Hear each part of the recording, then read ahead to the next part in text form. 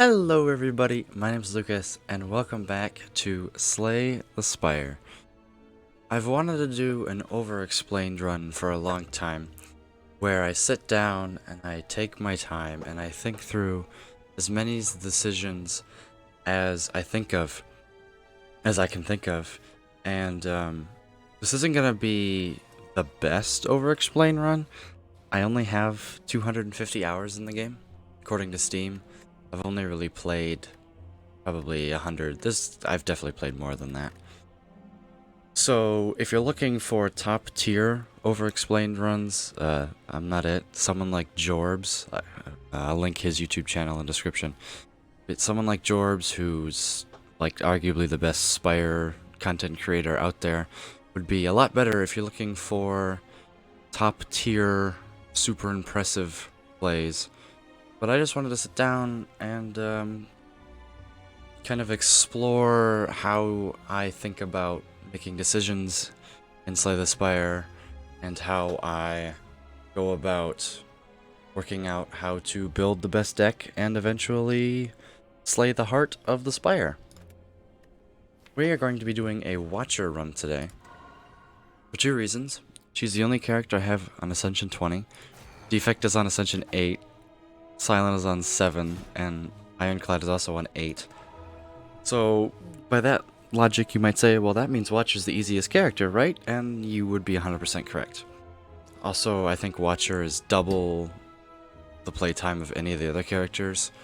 And I have beaten the heart on Ascension 20 with Watcher a grand total of 1 time, so hopefully this will be time number 2. Let's just get into it, and I can talk about Watcher and how she works and why she's completely different than any other character, and how you have to go about addressing how you solve problems with Watcher. Watcher is incredibly unique.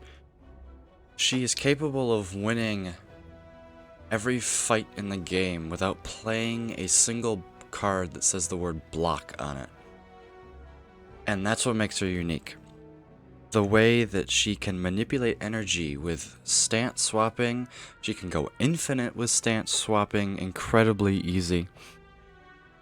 And the way that she can abuse Wrath, going into Wrath, dealing double damage, and then coming out of Wrath, all while generating block with cards like Mental Fortress and Talk to the Hand. You know, attacking to gaining block is something that is incredibly unique to this character. And you can win on 3 energy. You can win on 3 energy with other characters, but with Watcher, it always feels like you never really have a problem with energy. Even, you know, with your Miracle, that's enough to, you know, use your energy in Act 1, because you get the extra Miracle, and you can go into Wrath, use the extra Miracle to effectively just win. I am using a couple mods before I get started. I'm using relic stats, so you can see the stats of all the relics. I'm using base mod, which is required to run, and I'm also using permanent Niao to give us 4 bonuses, just in case I didn't make it to the Act 1 boss last time. So, let's click the button here. Immediately there's a choice that pops out to me, but let's also take a look at our map first. Because who we're fighting, this is the hardest boss of the run for Watcher, is Act 1. Slime boss, although, is free, because you just go into Wrath, you just freaking kill it before it even splits. Slime boss is a free Act 1. Guardian is probably the most difficult, because Guardian requires you to have actual block solutions. So cards like Protect, Perseverance, a Talk to the Hand works really well with Guardian, although not as well as you would think, because a Talk to the Hand gets cancelled out by Guardian's Thorns effects. I got a mosquito bite, that's why I'm itching my arm. It's annoying. And Hexaghost is probably the middle boss, because Hexaghost is just a damage race. And so basically after turn 2, when he does the big attack, you just stay in Wrath the entire time, you know, play a defend here or there, and murder Hexaghost. Cards like what's the power? No, not Carve Reality. Battle Him. Thank you. Cards like Battle Him work really well against Hexaghost and so on and so forth. Another cool property about Watcher is you can kill all the elites with your starter deck very effectively. Sentries is definitely the most difficult because sentries require you to block more than any other. Gremlin Knob, you just have to draw properly, kind of get lucky against that fight. Usually you can win with only taking the 8 damage of vulnerable, but sometimes you have to take a big hit, which can be really iffy. So when you're looking for map, generally, and I've kind of gonna steal a little bit out of the Jorbs playbook. Jorbs is just incredible thinker, incredible strategist in how to think about going through this game in any strategy games. Watcher uncommons are incredibly good. You're not going to see a lot of uncommons in Act 1, but hallway fights early give you the best chance at seeing the Watcher uncommon card pool. There's cards like Talk to the Hand, Mental Fortress, Rush Down, Tantrum, Meditate, just to list a few of, broken things that Watcher can do. And so you really want to be taking hallway fights early. Question marks in Act 1, a lot of them trade HP for gold or HP for a relic. And while you do have that HP pool, but in Act 1, cards trying to see as many good cards as possible is useful. And that goes on throughout the runs. Early in Acts, you really want to try and find cards on Watcher, because the cards are going to carry. Relics are probably the most unnecessary for Watcher out of any other character, because going into Wrath and all of that is just so powerful that you can have a dead relic bar. Things like Omamori or Ceramic Fish or Maw Bank, right? You can have all 3 of those and just be just fine. So cards are definitely better on Watcher than they are on the other characters. And so as we take a look at our boss options here, boss swapping on Watcher is interesting. It feels like you don't even need a boss relic on Watcher, to be completely honest. But having the Miracle is helpful on turns when you might want to go like Eruption and then Vigilance for some reason. There's not too many situations where that pops up, but being able to play Eruption, maybe a 0-cost card like a Consecrate, and then going into Calm with Vigilance are helpful, and it allows you to not upgrade Eruption right away. An Eruption upgrade is pretty good.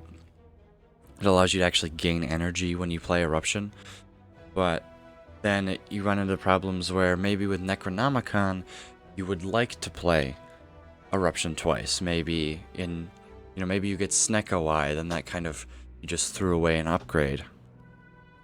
So upgrading Eruption, I usually tend to do that after Act 1, or if I'm really struggling for energy, maybe I pick up like a Wallop early game for some reason to get some block against sentries, or maybe I just need the energy to play cards. But anyways, choose a colorless card.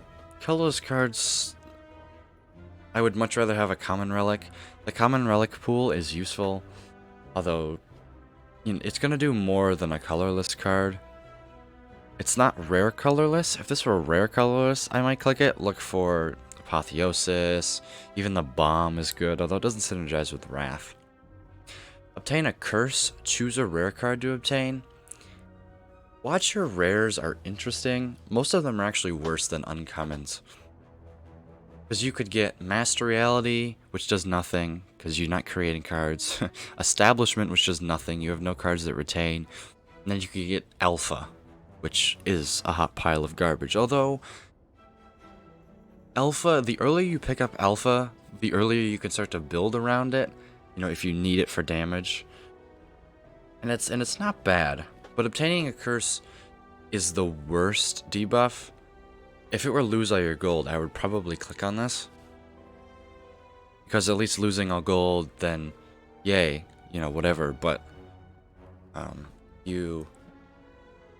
losing all your gold is like, think of losing all your gold as losing out on a card removal, because card removal costs 75 and you only have 99. The thing with obtaining a curse is, yes, it's also like losing a card removal because you lose, you know, you have to pay 75 gold to remove it.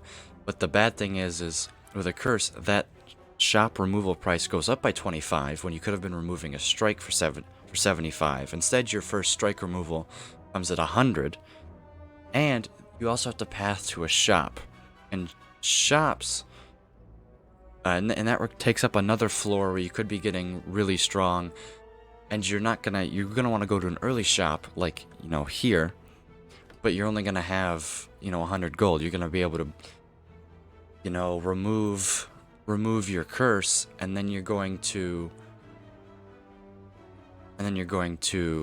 be able to buy what, an on sale card like a Sash Whip, or, you know, Cut Through Fate would be honestly the best one.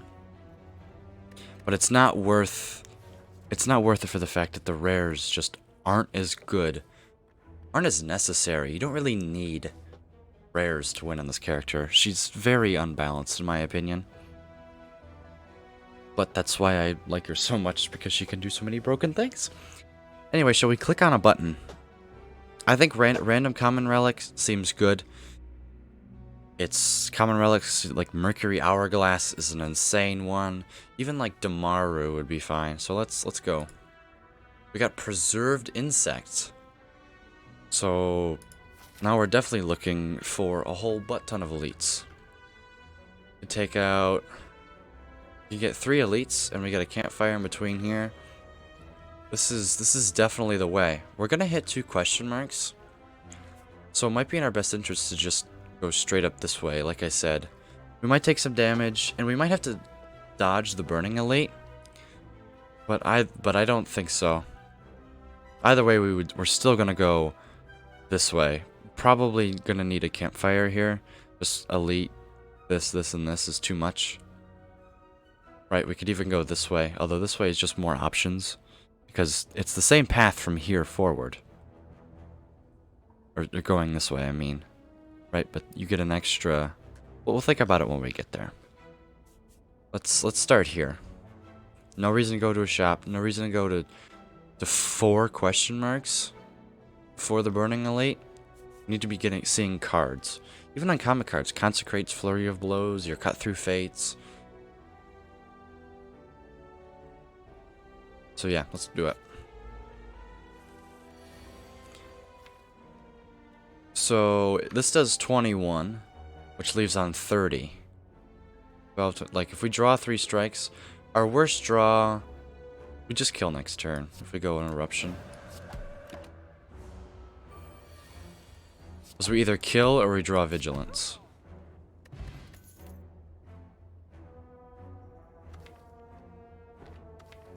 Our first card choice is incredibly difficult already. All 3, if I could click all 3, I probably would. So Crush Joints gives vulnerable when your last card that's played was a skill. So this works really well with Miracle, because you always have a skill in your hand. So you can always Crush Joints, at least for the first time that you draw it. And, you know, double damage plus vulnerable equals, you know, 2.5 times damage compared to normal. So, you know, it becomes extremely blasted. Your strikes start doing 18 damage in Wrath, and it's pretty crazy. Empty Mind is probably the worst one here, purely because drawing cards doesn't do very much in the early game, because you don't have that much energy, and you're basically only going to draw a whole bunch of strikes and defense, which are the worst cards in the game. If this were an Empty Fist, I would take it, because Empty Fist has a 5 damage upgrade, which is incredibly rare among cards. I don't know why it has a 5 damage upgrade. But Empty Mind, you're just going to be drawing. This is useful in about an act and a half, I would say. I would like an Empty Mind. But right now on floor 1, it's definitely the worst out of the choices. And Fear Nor Evil. Fear Nor Evil, it deals 8 damage. And then if the enemy intends to attack, you enter Calm. It allows for energy manipulation, but it gives us another Calm entry, which we do really kind of want.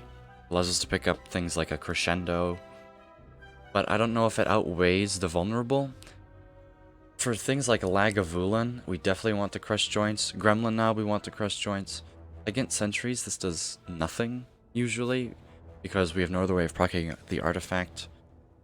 And Crush Joints would just, you know, it would go ahead and hit the artifact charge. So I'm probably going to take the Fear Nor Evil here. We can pick up like another damage. This fight is so bad. They can debuff you twice if I remember, but I really do not want to be weak. And we can brick. We can draw 2 defends, 2 strikes, and a thing. But if we go Eruption, Strike, we cannot brick. Don't know why that took me that long to work out. See, we just go, this is attacking us for 10. So we could take 1 or we could block it all. I think let's just block it all. There's no reason to take unnecessary damage.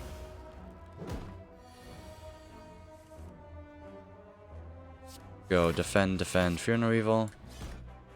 That does the most damage. And then we just kill. Things like that, realizing that there's no reason to take that 1 point of damage early on, makes it incredibly important. And we have another Fear Nor Evil, a Flurry of Blows, or a Crescendo. Crescendo is a very interesting card. It's a retaining Wrath entry, but it's only 1 use. Man, I really wish I took an Empty Fist. Not the Empty Mind, but if I wish the Fear Nor Evil was an Empty Fist. Flurry of Blows is one of the best Watcher commons.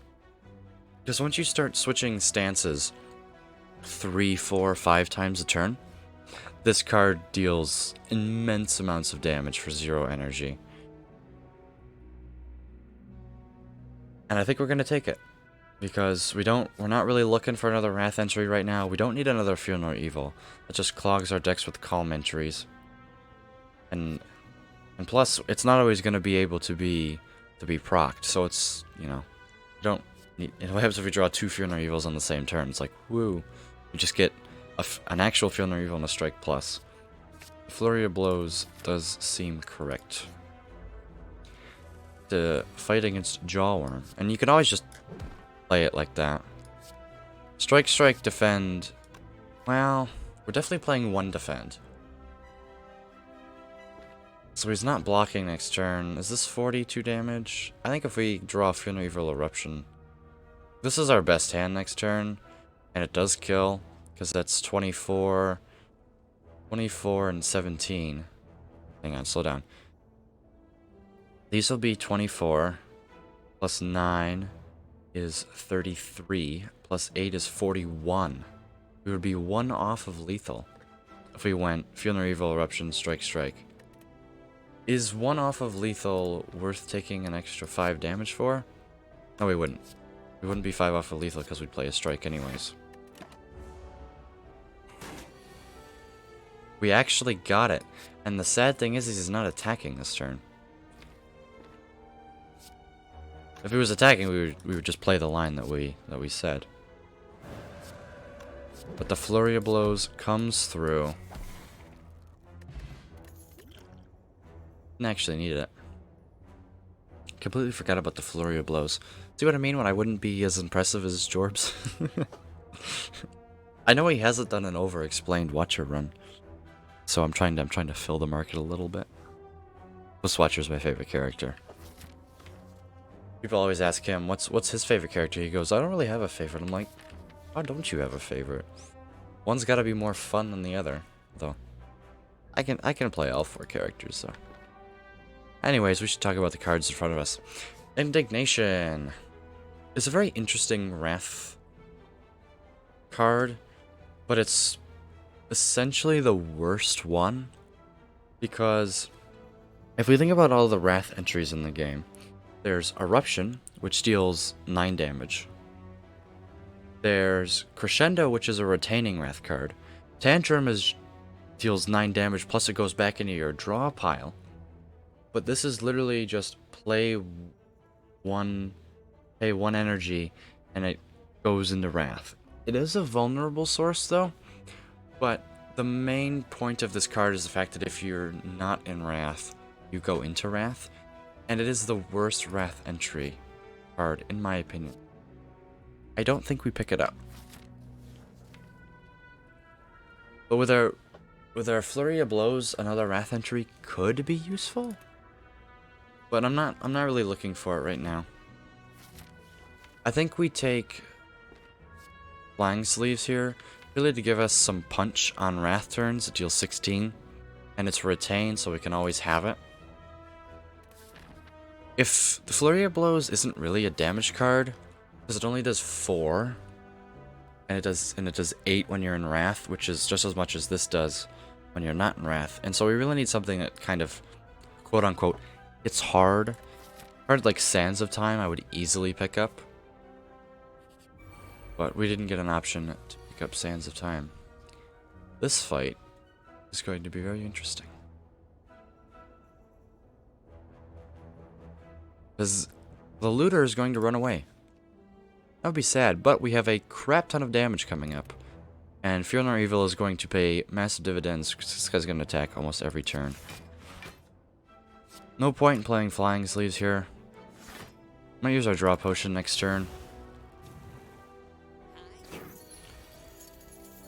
Okay. We didn't draw Eruption.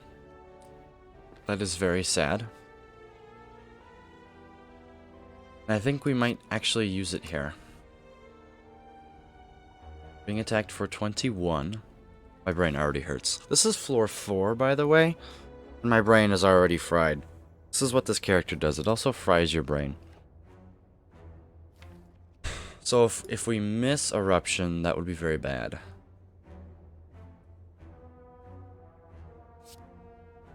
I'm not worried about this guy. I'm worried about this guy.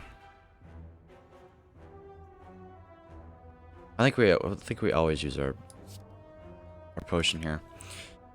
So we have 12 or 13 block in our hand. We could just play that. But if we hit Eruption, we have 8, 9, 17. 17 and 16 is 33. We would be able to kill. But we wouldn't have enough energy to get out. We would. But this guy wouldn't be dead, and we would be taking 20... No, we would be taking 21 minus 8. Which is... Math is hard. 13? We'd be taking 13. Is there a line that mitigates more than 13? We could kill you. And I think that might just be smarter, because this guy's only got 21 health. I think it would be more intelligent for us to just kill you. I do think we used our Draw Potion here. And we of course missed Eruption. We need to kill you this turn though. So if we play this,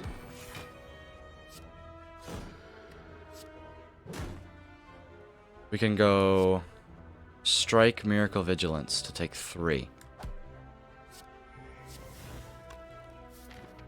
I guess, yeah, we're not planning on visiting a shop, so that is definitely the better line. Can we kill this turn? We're always just playing this. We've got 9. 9 and 16 is 25. 25 and 24 is enough. Do we have enough energy? And the flurry of blows. Yes, we do.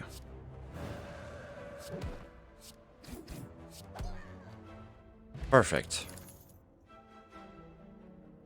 Alright. We're once again offered the wrong empty card. Although, maybe we aren't. So we currently have 3 attack cards. Once again, we're offered Crushed Joints. And I think our evaluation of Crushed Joints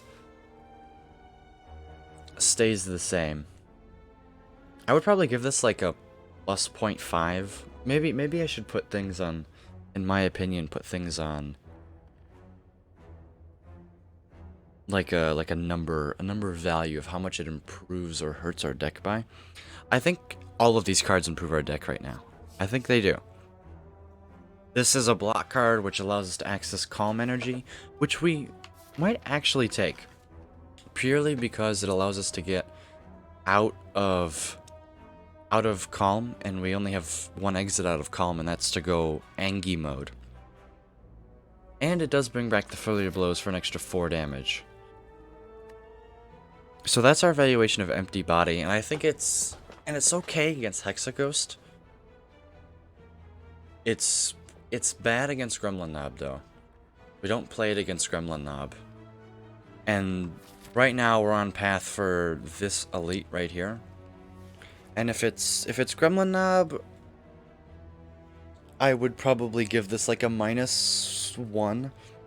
Just a random number out there. If it's Sentries, I'd give it a +1.5. Although, against Sentries, Bowling Bash is better. If it's against Lagavulin, it's probably a +1 again.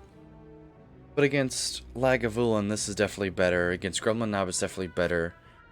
And against Sentries, it's bad. This is really interesting, because all of these cards serve completely different purposes. And we don't really need to block for the Hexaghost fight. We just don't. The defense will get us through. Especially if we rest here. Which is almost something we never do. Because it's just, Hexaghost just murders us for resting. Bowling Bash is good against Sentries. It's good against Lagavulin because it's a Strike Plus. And against Sentries, we just go into Wrath and we just kill one with these. And I think we take a Bowling Bash here, purely because it's really good against one elite fight, and it's okay in the other two. That's the only card here that is like that. And right now, like Slay the Spire is a thing of issues that come up now. And right now, that is our big issue, is the Burning Elite. And that is our big issue. And this helps in 1, actively hurts us in 1, and is okay in the Lagavulin fight. This is like a strike, same as Fear No Evil, but in Sentries it's garbage. Doesn't give us the vulnerable, which is what we're really looking for out of this card. In Gremlin Knob, it's very useful. Very useful. It's probably its best fight.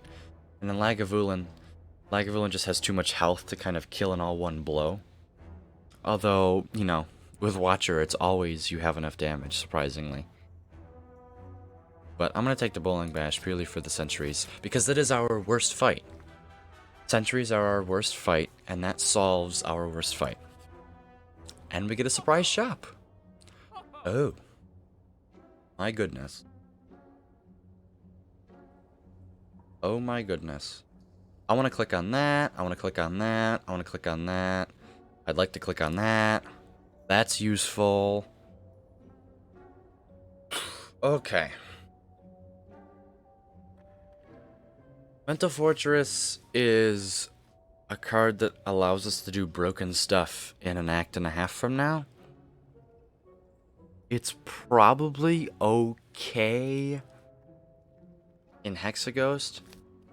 If there was a shop here and I saw it, I would buy it. against, like, the elites right now are all I'm thinking about. It's essentially, like, once we get past that, we can start to evaluate our position later. And shops are always really hard for overexplained. If 155, we could buy Third Eye Weave, but I don't think one single Third Eye allows Weave to be good.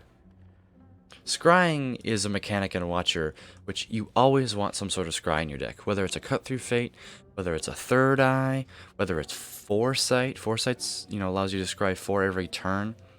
You always want some sort of scry in your deck, just to help get rid of cards that you don't need, because on Wrath turns you want to have all damage, and you want to mitigate damage on other turns, so it's helpful to just discard the cards that you just don't want.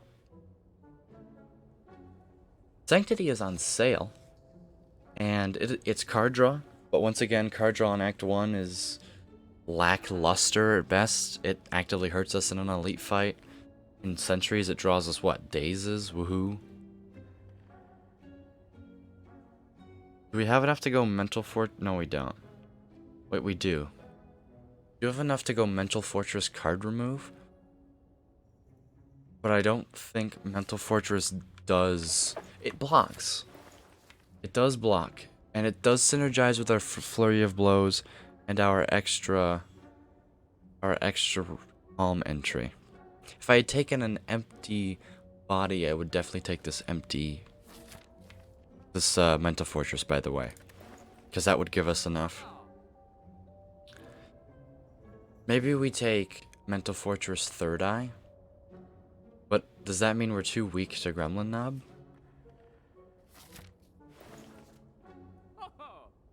We're gonna find another Third Eye. And it's not really useful to us in Act 1. So let's go Mental Fortress Strike Remove. Still want our defense for Hexaghost. You could make an argue for Sanctity. I mean, you could make an argue for Blessing of the Forge. Which I did look at, but I didn't evaluate it. Like, Mental Fortress will help us way more. Even now. It allows us to block for, 8 in a single turn. Alright. This is really interesting. This is incredibly interesting right now. How much can we click the button? And it all comes down to how much health can we lose to take this path? Can we fight 2 elites, one of them being a flaming elite, by the way, and a hard hallway fight? A hard hallway fight on 30 health, on 40 health, on 50 health? Do we just click the button once? If this is Centuries, I'm expecting to lose 25 HP, in all honesty. I expect to lose 25 HP. If it's Lagavulin, I'm expecting to lose 20 HP, probably? Maybe less, probably 15. Just because if we draw, we can completely block one turn if we draw 4 defense. Against a hard hallway, if it's like gremlins, that's bad. That's really bad. And, the thing is we always do have a backup path. We miss out on an elite, which is really sad with Preserved Insect. Although, we do have a Bowling Bash for Centuries. But let's stick with the over, just say 20. Let's expect to lose 20 HP in all elite fights, because we're kind of okay against all of them. So that'll bring us down to 36. This hard hallway is probably going to be something stupid, because that's what the game likes. And so we're probably going to lose 10 HP to a hard hallway, which brings us down to 26. Can we reasonably defeat a weaker version of an elite on 26 HP? I think we can. And I think that gets us to here with a rest. And we just hope this isn't an event. So we're on 26 HP, right? If this is stabby gremlin wheel, we lose 10, I think. So that puts us down to 16.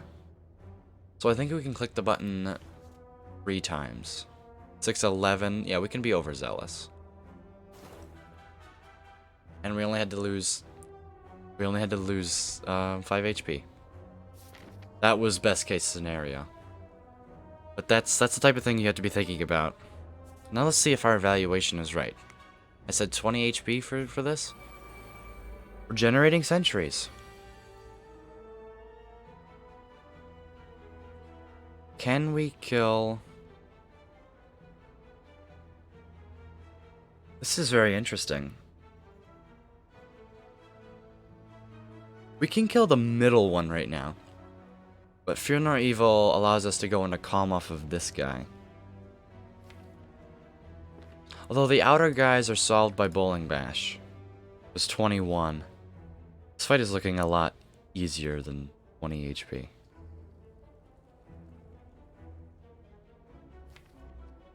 In all craziness, we drew a lot of our damage this turn. I'm going to kill the middle one. Just because we can kill it. Right, we've got 12. Because I want to go Flurry of Blows, Eruption, this. So that's 12 and 9, that's 21. 21 and 16 is more than 29. Do we have enough to just kill it and I can Flurry of Blows somewhere else? On this. So 9 and 16 is 25. Oh, so we can go like this. We can do something like this.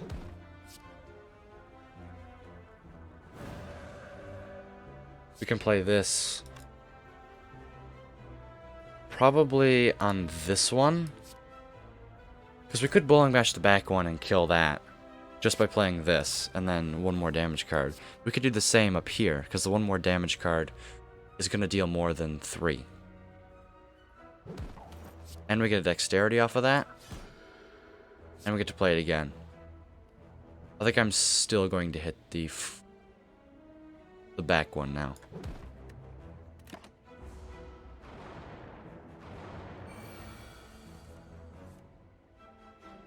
This is perfect. Bowling Bash. Oh, there's 2 enemies alive now. Great. Great thinking, Lucas. Great thinking. I thought there was going to be 3. So now we just... Yeah, we just defend now.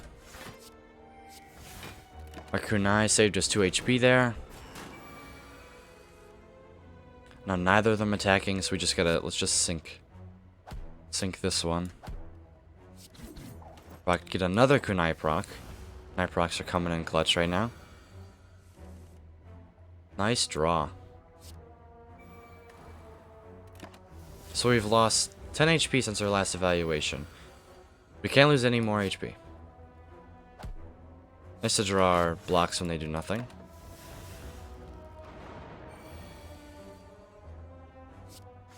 Great. We're drawing all of our dazes.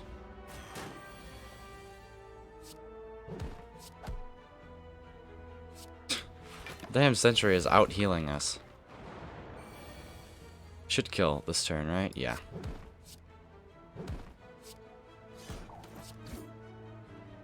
Alright, so we took 20, although discounting the scrap ooze, we're at 51.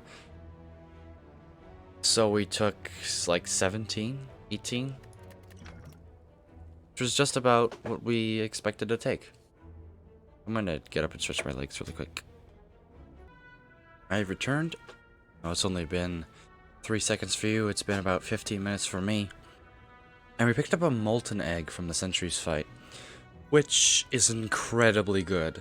Especially with kunai, we would like to add a little bit more attacks than usual. Even though Watcher doesn't block a lot from dexterity, we have the ability to. And that's pretty cool. Molten egg, you know, allows us to pick up attacks and are already upgraded. So that's nice. That's a nice little relic combo there. Now we get to our card choices. We see 2 rares in the same card reward on floor 7, which is I don't even, someone do the math on that. That is incredible, and they both suck. Devotion at the start of your turn, gain 2 mantra. It gives us access to divinity, but it takes 5 turns after we play it to do that. And divinity does triple damage. And seeing as we already do double damage with wrath, you know, it's an okay pickup. But we already have a power that works well with stance switching, and well, trying to find the button, there it is. And while devotion is kind of stance switching, it's really like we're gonna be fine. Wave of the Hand is interesting. Whenever you gain block this turn, apply 1 weak to all enemies. So whenever we gain block, we would apply weak. But we do have to play Wave of the Hand that turn. And then we would also have to play a block.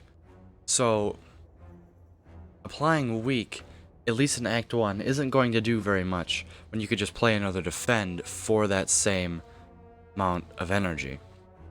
Maybe later, yes, it's good at stripping artifacts, but not in Act 1 when we still have a 50% chance now to fight Gremlin Knob because we fought Regenerating Sentries. And Deva Form allows us to gain energy, but the problem with Deva Form is it costs 3, so that's all you can play that turn if you don't have a miracle. And then, so you have to draw it, play it on an off turn, and then Watcher has access to all sorts of energy already. And it's also, like, you can only play 5 cards, because it's not like we have a whole bunch of card draw. If we took an Empty Mind, maybe I think about taking this. Maybe to actually put the energy to use.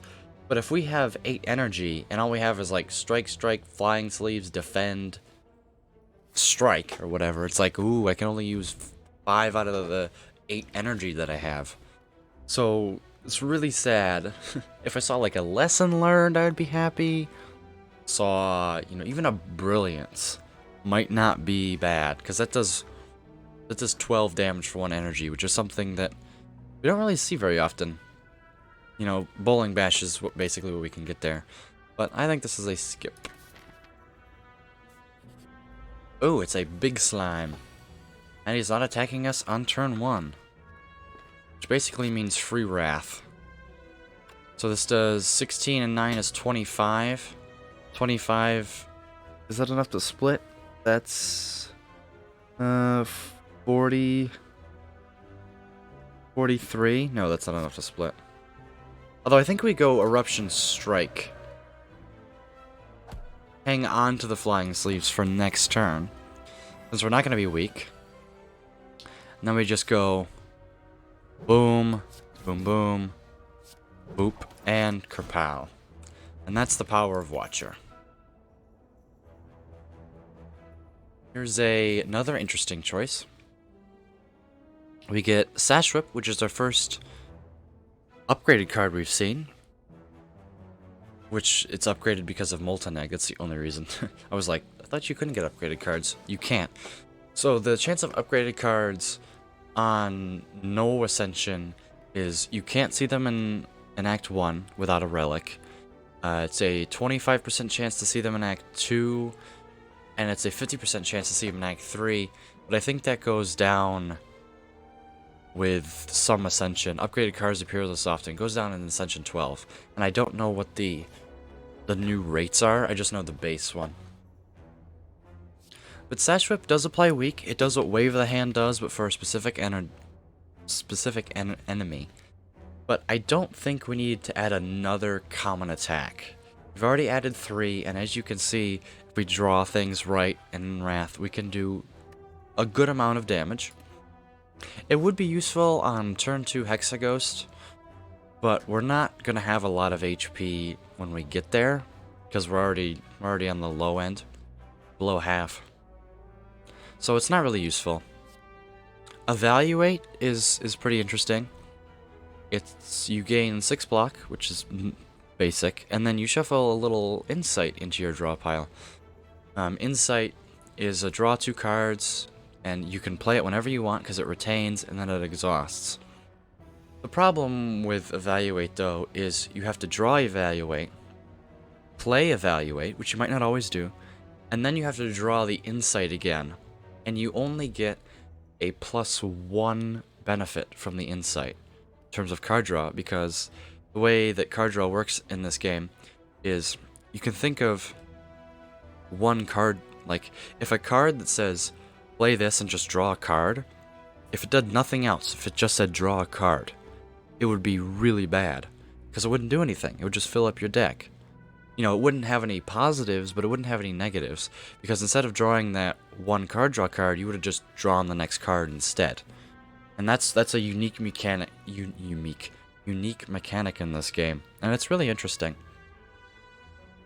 But evaluate is kind of an underwhelming block card as well. It's only one more than a defend, right? And once again, card draw in Act 1, it's not like we're trying to draw towards anything special.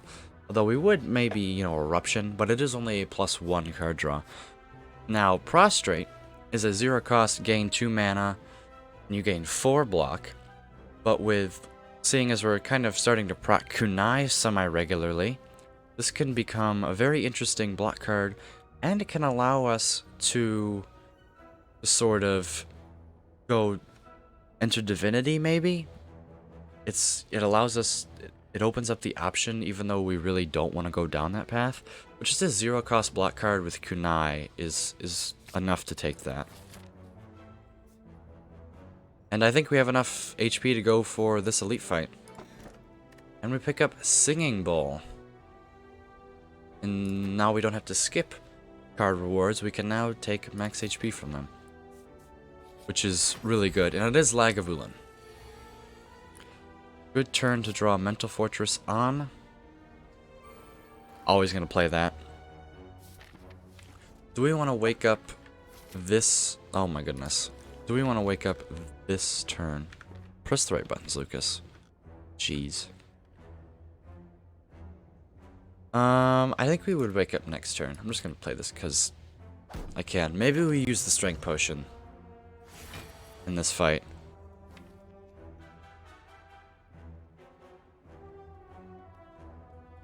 This is interesting. It's really sad that we drew Vigilance and Eruption on the same turn.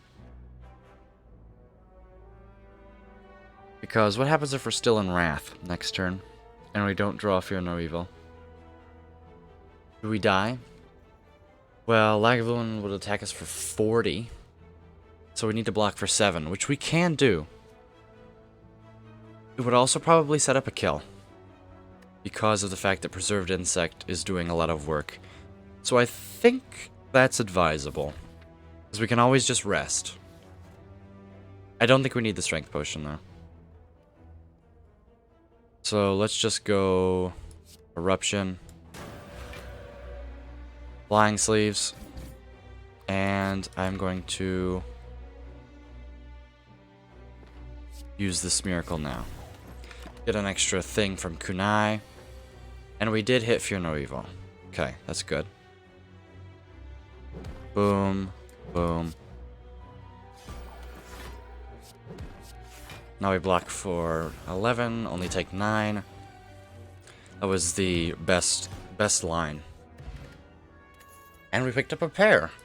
Gain 10 max HP. And a Blessing of the Forge. So we have some pretty good potions. Now here is what we're looking for. A card like Empty Fist Plus. It deals 14 damage for 1 energy. The +5 upgrade is nuts.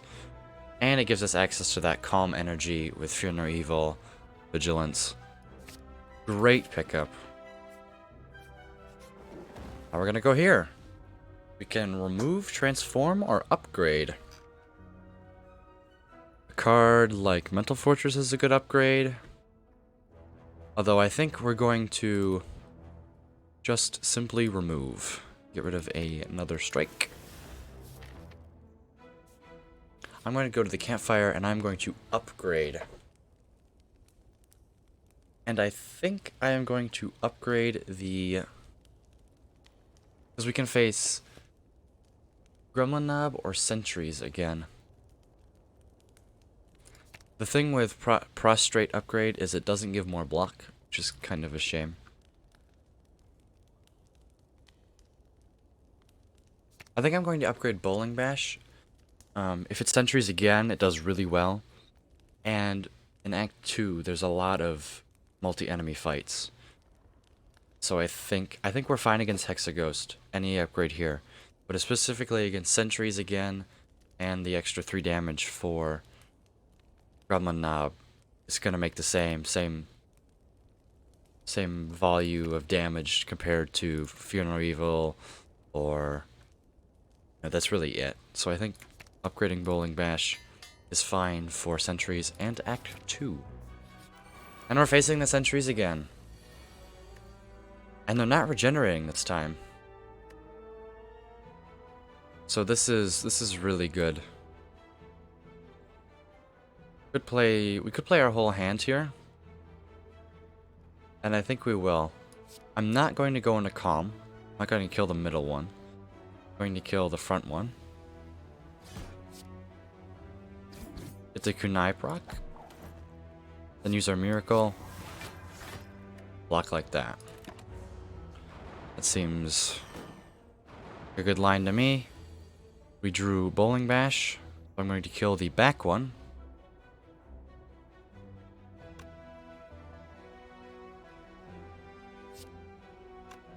Just dunk it right now. It doesn't matter whether I play it before or after Eruption. Do we have a way out of Wrath next turn? Yes, we do. Guaranteed. So if we just dunk it. That's a fun little Easter egg if you didn't know. Bowling Bash, if you do 3 or more enemies, it goes, and then you can hear the pins crash. And I'm going to kill the front one with Eruption.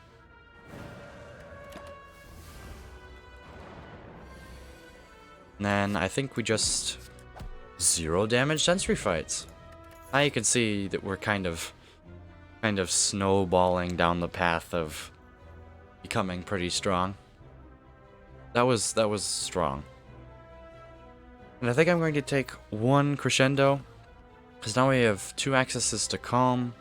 We have an access out of Wrath, another. Although Flying Sleeves Plus, we don't want that. Protect is a nice block card, but it doesn't benefit from Dexterity as much as smaller block cards in terms of percentage increase. It's the same way that like Bludgeon with Strength isn't as good as cards that do less damage in terms of percentage increase, and that's kind of what you're looking for. And we're not looking for a block card too much right now. This is just +2 max HP. Now, in terms of another hard hallway fight, I would like to lose 1 HP in a hallway fight, because Hexaghost attacks you for your current health divided by 12 plus 1. And so right now we were going to be attacked for 4 times 6 on turn 2. Because 36 divided by 12 is 3, then plus 1. And I would really like to take just 1 damage in this hallway fight to bring that down to 35, and then reduce the damage that we're being attacked by 6. Technically, this is net positive for up until 5 damage in this hallway fight. And a question mark could be anything. It's like, will this question mark make me lose HP? See, this is where it would be nice if I could pull up a chart of all of the events in Act 1 and see which ones make you lose HP, which ones we've already seen. We saw Walls, which doesn't. We saw Scrap Ooze, which does make you lose HP. And those are the only 2 question marks we've been to, right? No, we've been to 3. What was... yeah, this was Walls. This was Scrap Ooze. I don't remember what this one was.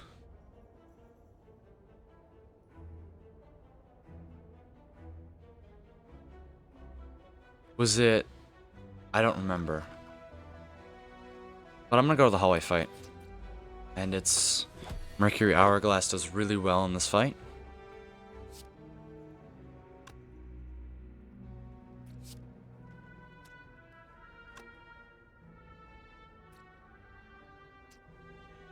Being attacked for 18.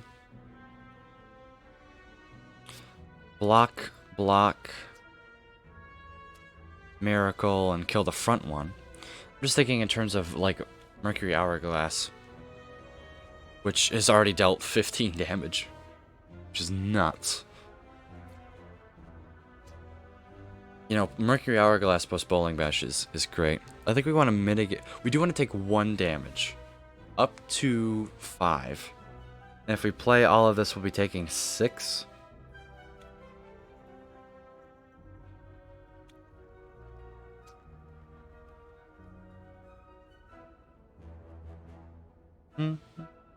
Really, we could... Yeah, let's just go defend. Defend, defend. And then I'm going to hit this one. It's going to die next turn. We're going to be permanently weakened. That's fine. Oh, they're all attacking me. Cool. Empty Fist kills this one. Block with Prostrate. Kill you, so you die next turn. Play Mental Fortress because why not? This is kind of unfortunate. Going down to 18. Didn't draw very well. Ooh. Now here's an interesting card. Windmill Strike is not the interesting card I was talking about. No, Windmill Strike is... It's okay. Especially now that it's upgraded. Basically, you retain it, and it gets stronger the more you retain it. Evaluate is just sad. Now, Crush Joints Plus applies to Vulnerable. So it's vulnerable for this turn and next. And I think we take that. That'll help us get through the Hexaghost fight just fine. So now we're only going to be attacked for 12 damage on turn 2. Just because we don't really have a good block card yet, I am going to upgrade Vigilant. If we draw it on turn 2, it's great to play it. We draw it on turn 1. Yay.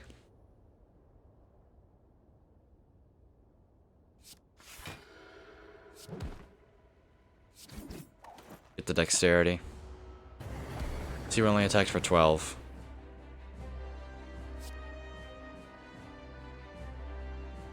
Empty Fist is good to play.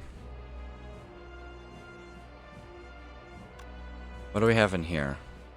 Yeah, we can stance, although Hexaghost isn't attacking next turn. So, Fear No Evil... It's probably best if we stay in Calm. Although with Crush Joints here, we can do a lot. Ideally, I would play... all 3 attacks, and then defend, because of the Kunai proc. But Crush Joints procs when we played the defend first, so kind of a little interesting. And I don't want to waste the miracle. But getting the extra damage out for... Oh, I played that in the wrong order. Well, it looks like we are... How much? This would be 21? No. Down to 12 now. Hexaghost does attack next turn. I'm not playing this fight very well. I should have played Empty Fist, and then going into Calm would have given us 4 block.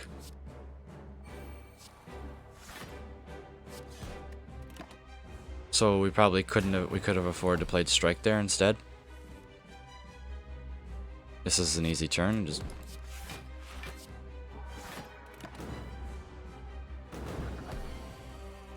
We have the damage in here, I know we do. It's also important that we play our skills last.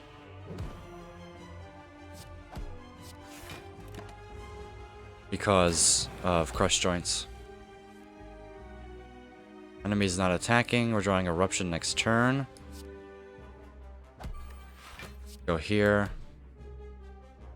Play this. And go back into Calm.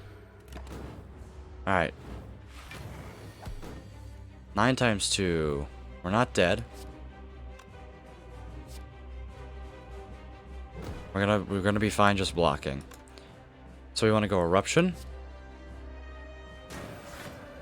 Flurry of Blows. We would like to play Empty Fist. Play Flurry of Blows again, and then we play Vigilance. Play Flurry of Blows again. Now we have 4 dexterity. Looking really good. Can play prostrate for 8 block. We go crush joints. Just deal as much damage with strike as possible. Gain another dexterity. Take 3 damage here. Oh. Oh no. 12, 15, and 12. That's 30 something. We need to use an upgrade potion here. And that should finish everything off. We got it. Crush Joints Plus was the damage that we need. And we got a potion back, so that's good. And we are met with some interesting card choices.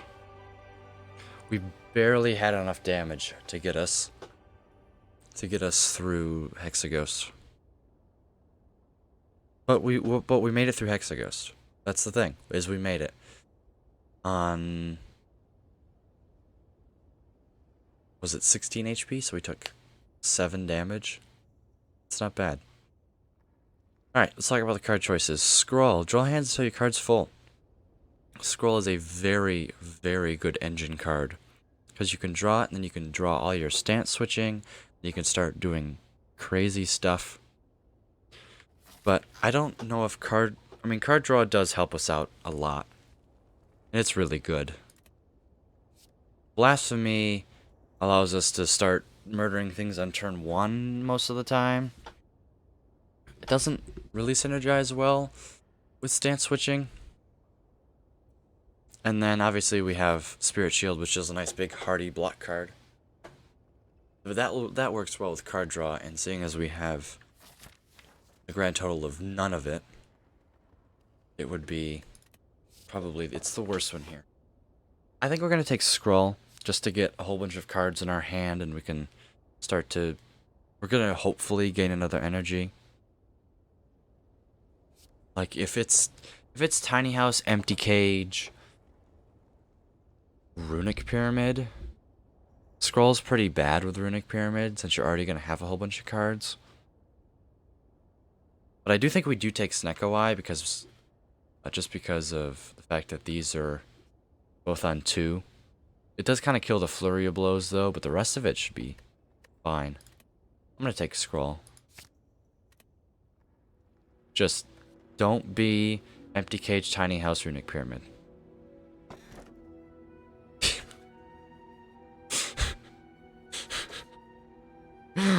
Oh, video game. So I can gain an energy. I get the worst energy relic, though. Ectoplasm, you can no longer gain gold at the start of your turn. And shops are way more important than you might think. They can heal you with certain relics. You can card remove. You can buy that one card that you've been looking for. It gets you access to colorless cards like Apotheosis, Dark Shackles. It's really hard to pick Ectoplasm with 2 floors left to go. Runic Pyramid says you don't discard your hand at the end of a turn, which actually is probably good here. And then Tiny House, you gain 50 gold, you raise your max HP by 5, you obtain a card, and you upgrade a random card. Runic Pyramid means we need to get rid of our starter cards, and we got rid of 3 strikes. No, 2 strikes. So we only have 6 starter cards left. An upgrade on Eruption is something we're looking for with Runic Pyramid. Just things to, make things cheaper. We're fighting Champ. Oh boy. So, our entire goal in Act 2 is to beat Champ, right? That's self-explanatory. And so it's important to go to floors and make decisions about your deck to beat Champ. And also beat the elites as well. Once again, Preserved Insect is going to be extremely helpful. It's already removed 91 HP. And I don't think we would have been able to have such success against the elites without it. Very good meow reward from the whale. Or very good reward from the whale. Our deck is small. We didn't add a lot of. We added 9 cards to it in Act 1. Which is, seeing as there's only 18 floors, that's okay. Did get a lot of good relics though. Mercury Hourglass is extremely good. Singing Bowl is really good. Molten Egg plus Kunai is both good. Although we're gonna really stop taking attack cards and start looking for energy upgrades. I think going to an early store is good with Runic Pyramid. Get rid of another starter card. And also we want to fight some elites in Act 2. Maybe we even go to 2 shops. Go this way and hit a late shop into a late elite. There's no camp. There's only 2 campfires though. It would make us really strong. I think we could always pivot off and go this way and still kill an elite. But we would miss out on a shop. On a shop, really. We get another question mark or monster fight instead of a shop. Which could actually be helpful.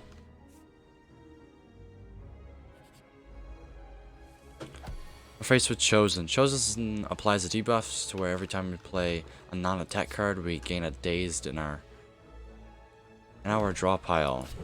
Really great turn to draw. 3 defends. I don't need them in my hand. I forget we have Runic Pyramid. Can hold on to cards that we want to keep, and I didn't want to keep 2 defends. Like I played them completely just because I thought they were gonna go, but we need hand space. Eruption strike is 20. 21 plus 12 is 33. That would bring Chosen down to 50... 48? Do we have 48 damage guaranteed? If we draw Empty Fist, we're there. And then we can always mitigate. Yeah, I think we'd... Oh, and with Flurry of Blows, too? Once again, completely forgot about Flurry of Blows. We'll get there. We don't have the damage, but we do have lots of ways. Although, does this get us there? Definitely playing this. I'm trying to think. 15 plus 18 is 33. We could get there with an explosive potion. We're being attacked for 18 otherwise. We could already block that though. So if we could set up like this and like this.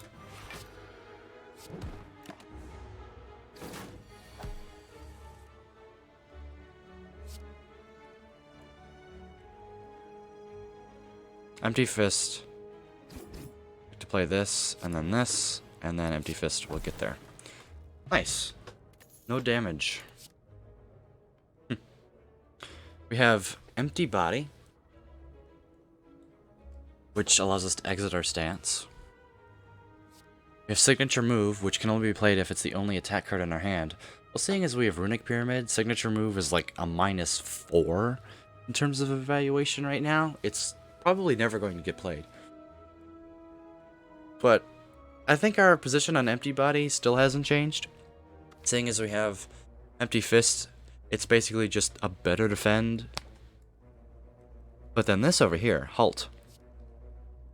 Gain 3 block. If you're in Wrath, gain an additional 9 block. And we can play it on the turns that we go Wrath. And the cool thing about Halt, that not a lot of people know about, is if you gain a Dexterity with it, then both the numbers change. So you gain 4 block, and then it says gain an additional 10 block.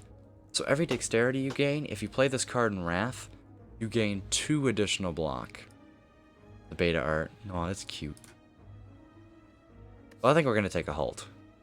0 cost block cards are going to be the way to block with Runic Pyramid, seeing as we don't have a lot of energy right now. So things are looking pretty good. Alright. Also, fun fact about shops. They always are set up the same. You give 2 attack cards, 2 skill cards, 1 power card, have a card removal service, you have 2 random relics throughout the game. I don't know if rarity affects these or not. Someone can help me out. And you get a shop relic. So our shop relic is prismatic shard. Woohoo. You get 3 potions, and then you get an uncommon colorless card, and you get a rare colorless card. So yeah, that's how shops are set up.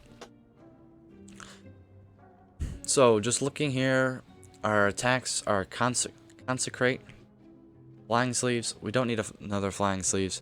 Consecrate could be a good pickup. It's 0 cost, deal 8 damage to all enemies. It's already upgraded, but it does kind of compete with Bowling Bash in terms of solving the AoE issue. With an upgrade in Bowling Bash, I'm feeling really good about fights like Slavers and Gremlin Leader. Gremlin Leader especially, because then we can use just the regular attacks to kill the gremlins, and we can kill the back slaver with Bowling Bash, because slavers aren't really too much of an AoE fight. You take them down one at a time. Gremlin Leader is more if you want to kill them all, right? Kill the minions at the same time. That's where a card like Consecrate would be really good. But in slavers, you just want to target whichever one is more dangerous, the weakening one or the vulnerable one. And most of the time it's going to be the vulnerable one, so you just Bowling Bash the back one. I don't think we're picking up any of those. Third Eye. I think it's time that we pick up Third Eye, especially with Runic Pyramid. Scrying cards away that we don't want to clog up our hand is incredibly useful. And it's on sale, which does make me want to buy it a little bit more. So I'm going to buy it. Crescendo, I don't think we need to worry about Crescendo, because all of things like Eruption, which we're going to upgrade, are going to cost 1. And then the thing with Eruption is it's not going to go away. So we're going to be able to, essentially it's going to be a better Crescendo. Battle Hymn adds a Smite, which smites are really good at doing damage, but they clog up our hand. So unfortunately, we really need the hand space, especially with Scrawl. We need to be able to draw all of the cards that we want to, and not just have it being blocked by Smite. So we are going to remove another Strike. I believe. Yes. Maybe this is where I remove a Defend. Because strikes with... Are strikes with Runic Pyramid better than defends with the Runic Pyramid? This is what I'm faced with, and I'm not entirely sure how to evaluate the two. Sure, we have Kunai. Like, if we didn't have Kunai, I would probably just remove a defend. Because blocking for 5 for 1 energy and filling up hand space is really bad. Although with Runic Pyramids, I think defends are worse than strikes, because strikes, you're always going to be attacking. You might not always be defending. So I'm going to remove a defend. Don't want any potions, don't want any of that. Now, do we go this way or this way? We take 2 hallways, which are one's an easy hallway, but this hard hallway could absolutely destroy us. Although we do have 62 HP. I think we go this way. We still get...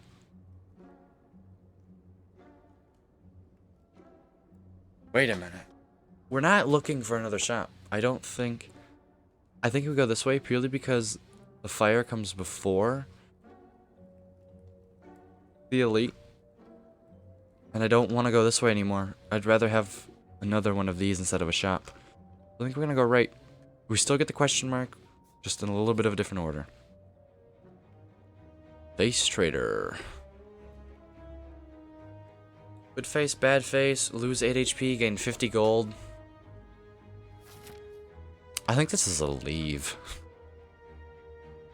Is that 8 HP going to come back to haunt us? Could go good face, bad face. One gives us weak on turn 1. Sure. And we got the weak on turn 1.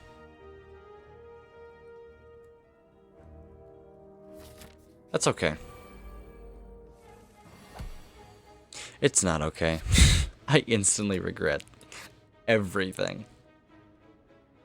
So we want to kill the back one first, because the back one I think attacks for more damage when it's preparing to leave. Like drawing, we lose out on 6 damage because of that. We have Mental Fortress. Also, we have no block cards in our hand. So that's nice. And we're not weak anymore. Cool. Can I kill them both? With Explosive Potion, the answer is yes, I do believe. Just need to play 1 Flurry of Blows here. Sack you. Oh, we can just... Easy.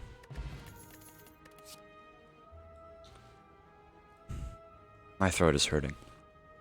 Been talking for over an hour now. Oh boy. Let's take a look at these cards. Prostrate, I don't... 2 of them, if we upgraded them, would allow us to enter Divinity. But with Runic Pyramid, we're not going to be cycling cards as much. So we would run into the problem of not being able to redraw them.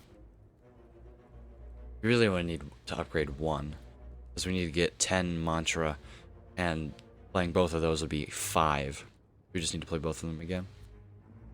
Study is pretty bad. We don't really need card draw with Runic Pyramid. It's itself card draw.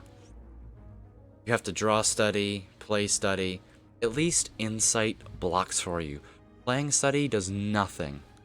Just shuffles insights constantly, which clog up our hand. And it's just bad. Inner Peace allows us to go into Calm, and if we're in Calm already, we draw cards. And we're in Calm a lot of times, I find. But I don't know if we need the card draw. I don't think Inner Peace... I think Inner Peace is like a 0. I don't know if we have no reason to be in Calm. Like, and we're gonna have cards to play. I think this is +2 max HP. Blessing of the Forge is... No need for that. This is the hardest hallway fight in the game, in my opinion. Hey, we're not frail on turn 1 at least.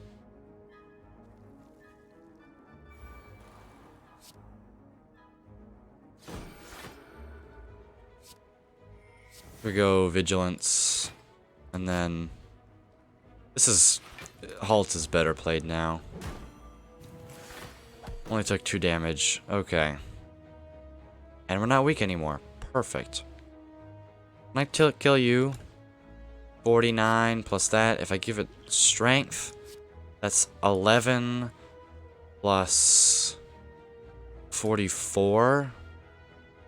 So this just takes care of the shield. 44 and 16. 44 and 16 is 60. That's 70. We would have to use both potions to kill you on this turn. And we would be left in Wrath to take 22 damage from you.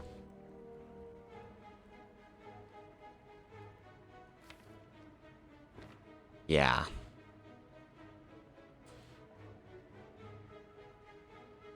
Could we play Third Eye here? Always. Probably not going to need Flying Sleeves. Or the Fend is worthless, really. So we would draw this. I like this. The Flurry Blows is good. The Fend's okay. Empty Fist is really good. Crush Joints is pretty good. Scrawl is good. And Prostrate is garbage, really. We can play it, but I'd rather draw something else.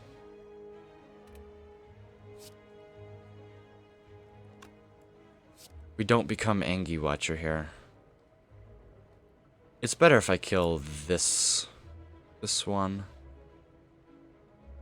I think I'm going to go Bowling Bash. I think I am going to use the Explosive Potion to kill that. This only increases by 6 damage, or we'd be taking 11, so the Explosive Potion saved me 5 health. Really. Who we kill here? And if not, we can always empty fist to get out. Let's just play prostrate first to proc this. Something I should have done first. That might cost me.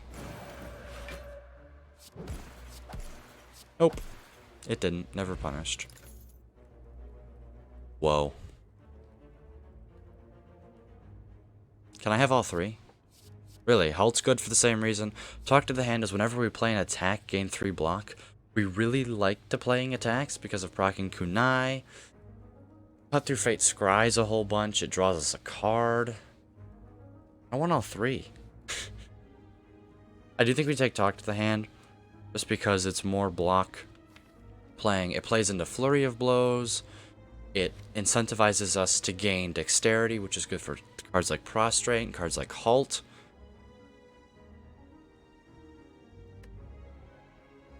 It feeds into synergy with stance sweeping synergies, which can lean into mental fortress.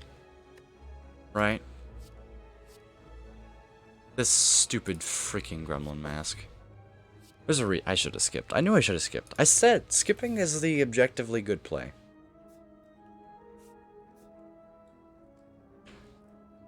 Did we go this way? I'm thinking about it. We might go this way.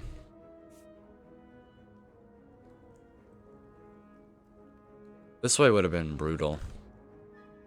Oh, this way was just... Why did I... Oh, it's still only 2 elites, though. 1... No, right now we're on pace to... Should have went this way. We still can. This way is better. I'd rather have a campfire than a question mark, so we're gonna go this way, but we should have gone this way. In retrospect, still get the early shop. I don't know what I was doing. I'm going to upgrade. Oh, I think we upgrade eruption. Although I think we actually upgrade scroll because it's free. And drawing cards for free is better than going into Wrath for free because we're always going to want to draw cards. Whenever we play scroll, we want to play it all the time. But eruption, we don't want to play it all the time. Alright, none of these enemies attack me in turn 1, which would be a perfect time to, you know. I'm actually going to do this. Draw a whole bunch of cards.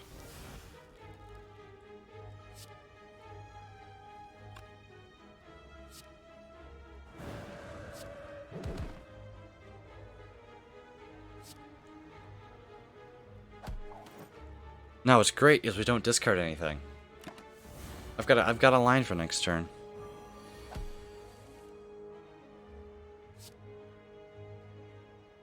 Play this. Obviously play halt. Brush joints.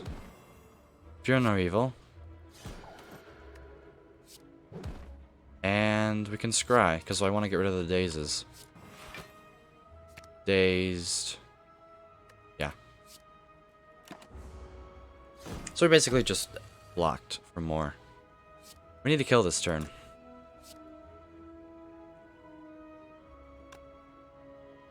Empty fist is good. Do I need to play... We just kill. Right, that's 21. That brings you down to 19. Yeah, yeah.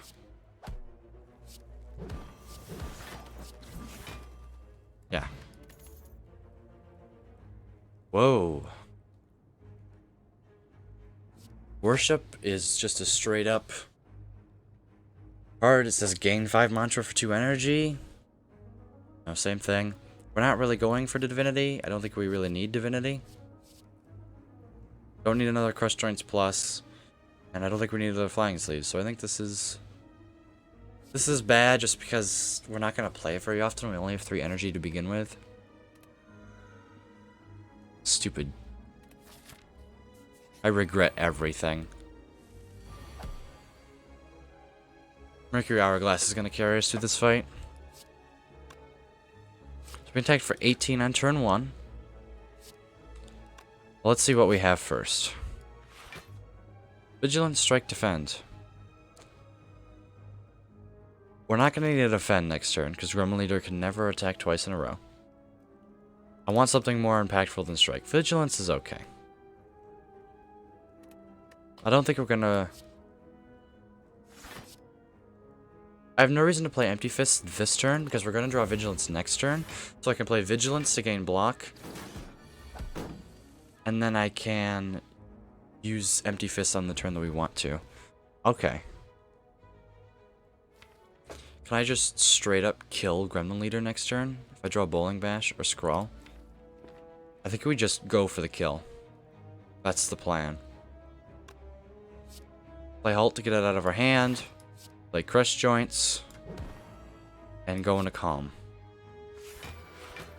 The play is we just kill Gremlin Leader next turn.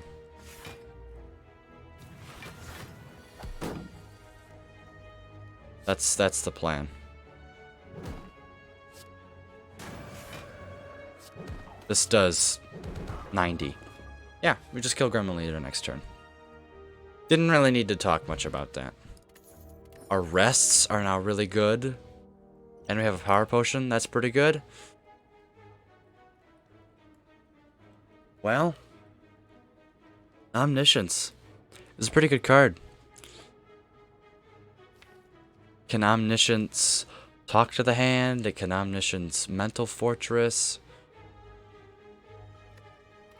We only have 3 energy, but we can play it when we want to. The problem is we might be hanging on to all of our Omniscience targets, right? It's not like we can discard them and hopefully we redraw them in the right order. No, it's like, if we draw Omniscience, another Mental Fortress is looking quite good.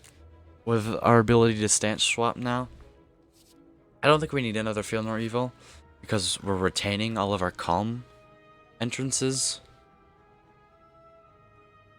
So we can stance swap when we want to, and I think that's important. Runic Pyramid is so good that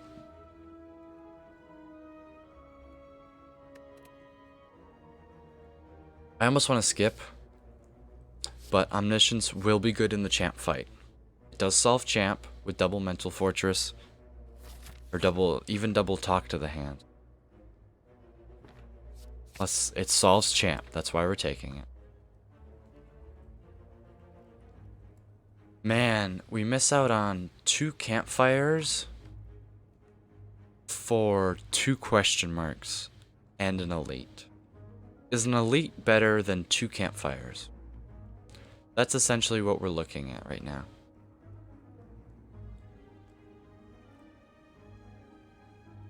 I don't think it is. We're on 30 HP, and I don't think we make it through here on 30 HP. Gremlin Leader was our easiest fight, because we had Bowling Bash. And we got 2 shield gremlins, which was really lucky. I am Watcher, but I do want to play it safe. Ceramic Fish, how about Sapphire Key? So we could upgrade Omniscience. That is something we could do to reduce the cost. It is something we could do, but I would like to upgrade the Omniscience targets first.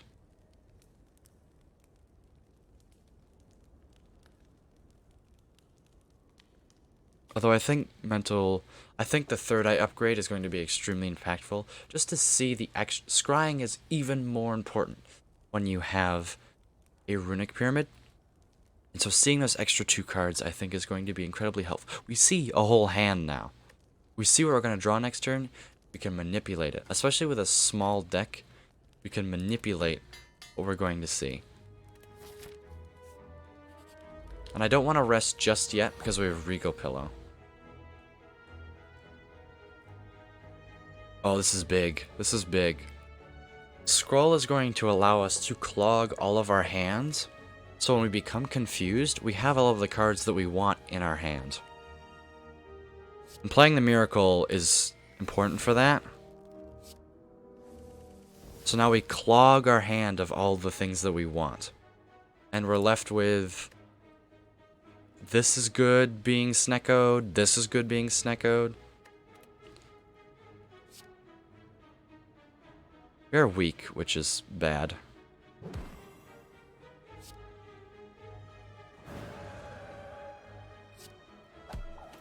Being able to hang on to these is so good. Omniscience costing 1.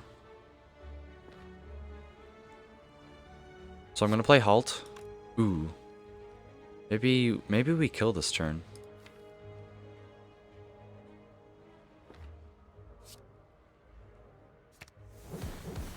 Yeah.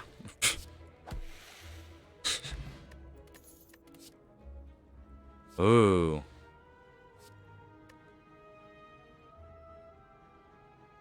Oh, I see how we're gonna win the champ fight. I think we're gonna pick up a Sands of Time. And the way that we are going to win the champ fight is we are going to go into Wrath, play Sands of Time, let it go into our draw pile, and then we're going to Omniscience the Sands of Time. When champ is vulnerable. That's what we're gonna do. Don't need more stance switching since we can hang on to all the stance switching. Follow-up is just damage. Now we have the option of picking up a flex potion. I think power potion is better in the boss fight. Alright, just don't deal 30 health worth of damage.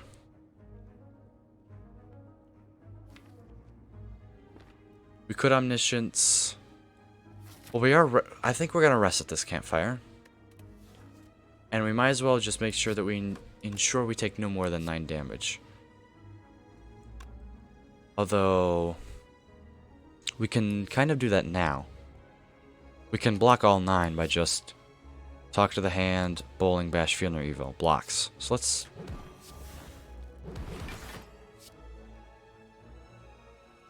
You know, we're gonna play Third Eye instead, because this enemy's not attacking.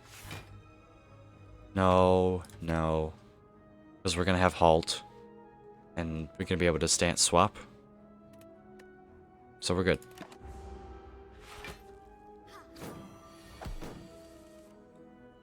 Alright.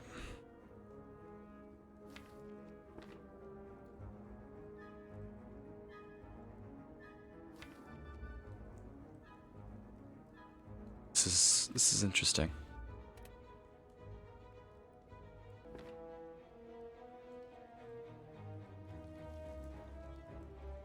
What do we do? Omniscience seems like a dead card.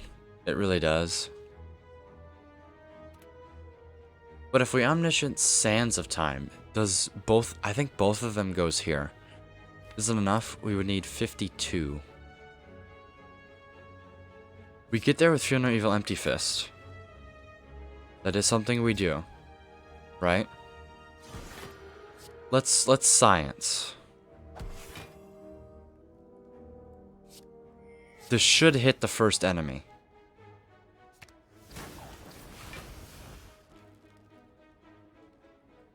Okay, you learn something new every day. So it hits... Is it completely random? I don't know how that interaction works. Somebody is going to have to inform me on how that works.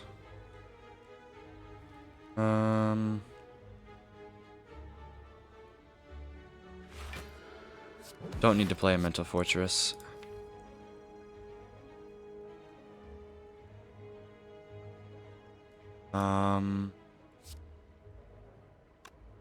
Let's play Strike here. Get another Dexterity. She's gonna attack me this turn. Alright, now we can... Now that we do Vigilance, yeah, we can go now. Play this, just to do this.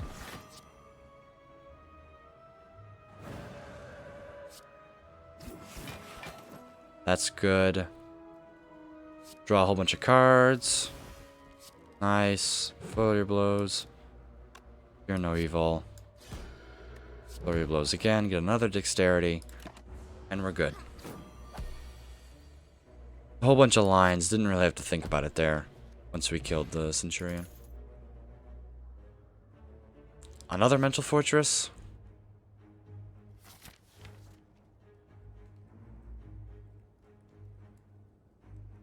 I think so. We're kind of pulling our block in two directions in terms of mental fortress and dexterity. But since we do have cards like Vigilance, Prostrate, Halt, I think we're going to be able to scale them both at the same time. And I don't think that's going to hurt us. I'm going to rest here. Because I'd rather rest for the hallway fight. Glad I rested. Really glad I rested. Seeing as we do jack diddly squat on this turn.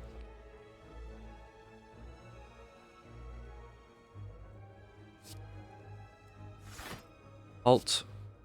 Proc this. Play this, and then we're gonna play Bowling Bash. Stupid. Where's what's his face? I kill. 12 plus 21 plus a lot with Miracle. I'm gonna play that line anyways to proc to get the extra dexterity. Okay, no. I'm gonna pull up my calculator. Pull up my calculator. 12 is. This is important, and I don't want to have to factor in the fact that he gets malleable. So I don't know, how much damage do I do before? Right, so that's 12 plus 21 plus... That's 33. What is 26 times 1.5? 39 plus 33. That is 72. So and then he's gonna gain 7, minus 7. That's 65. That's lethal.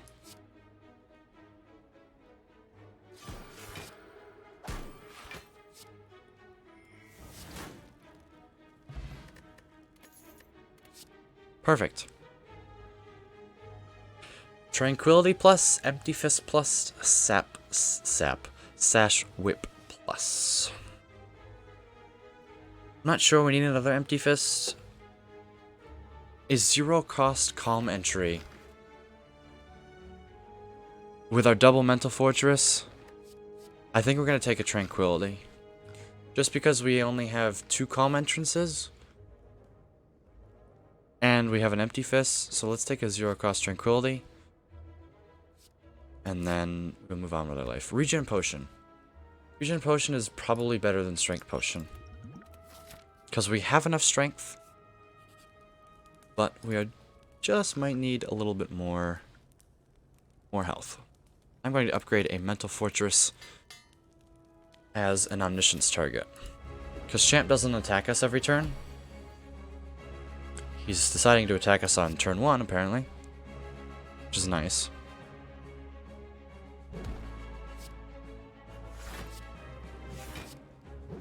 Thank you, Champ. I don't think if we draw Omniscience and... It all depends on how this draw goes. Okay, we did draw Mental Fortress Plus. So I'm going to play. This was really sad. I was hoping to Omniscience this.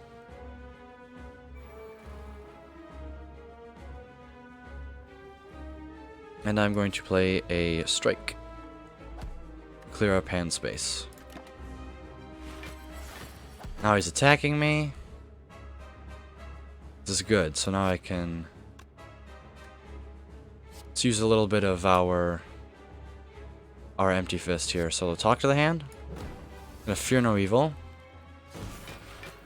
Play this. Rocket Dexterity. Going to play this. And then I'm actually going to play a Strike here instead of the Empty Fist so we can stay in calm and block enough.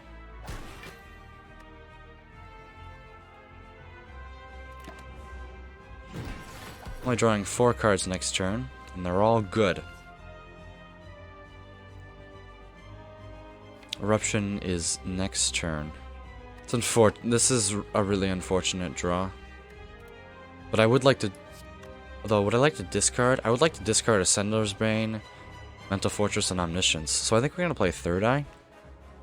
We're going to play Third Eye first. No, no. No. I would like Flurry of Blows in our hand when we reshuffle. So I'm going to play Empty Fist. Get that back into our hand. We can get Flying Sleeves out of our hand. We can get Tranquility. I'm going to hang on to Tranquility. Let's get rid of Bowling Bash and defend. Now we hold the Flurry of Blows for the reshuffle.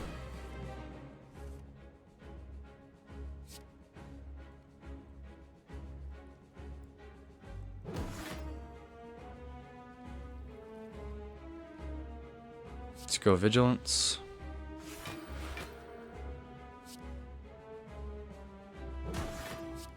Just to proc Kunai again.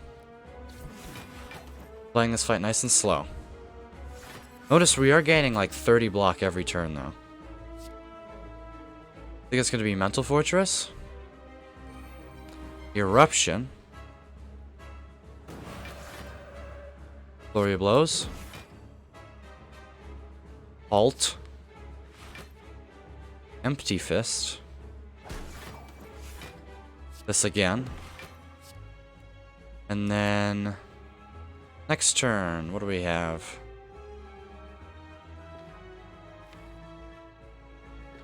Let's play the defend instead of the Third Eye. Look at that. We're good. I'd like to get him towards split health right about now. I want to keep discarding the Omniscience. That's what I'd like to do.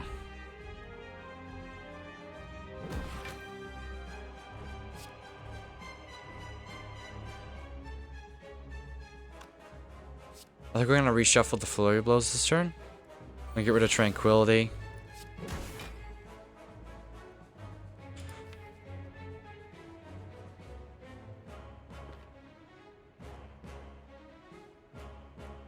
This is tough. Because we can try and hang on to the Omniscience to Omniscient Sands of Time. But I don't think that's going to happen with us in Wrath. I guess it could, but it's very unlikely. So I think I should give up on that idea. We're blocking Champ's attacks just fine, but there's no worry, no doubt in my mind that we're going to win this fight. It's just how I just need to get through that. I need to have a big turn when I go to. We essentially have 3 turns. I need to have a big turn as I split him. We should get enough block because of all the Mental Fortresses. I need to have a big turn when he's buffing, and then I need to kill him the next turn. And we shouldn't come out of Wrath. I think I might want to hang on to Scrawl so I can play Sands of Time and then redraw it with Scrawl. Also would like to get rid of like strikes.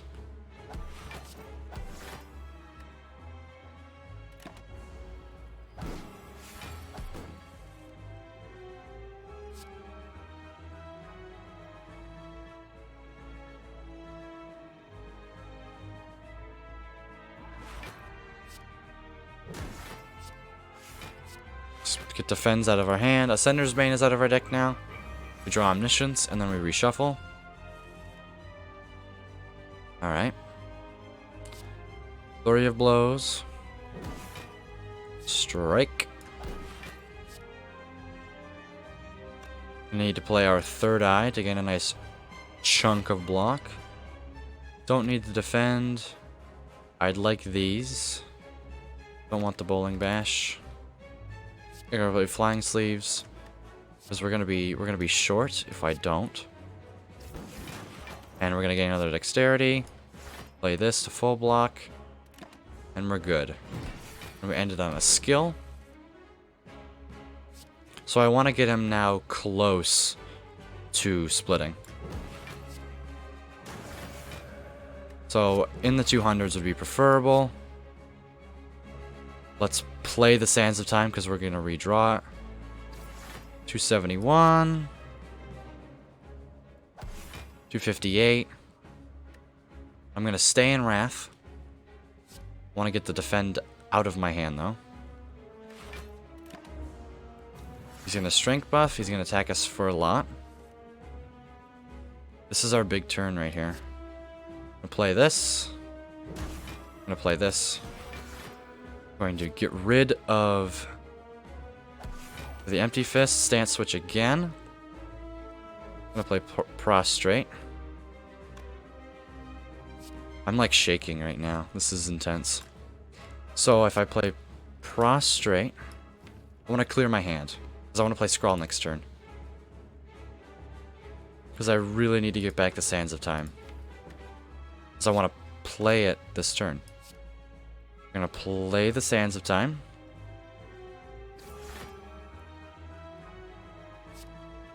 Don't play Miracle.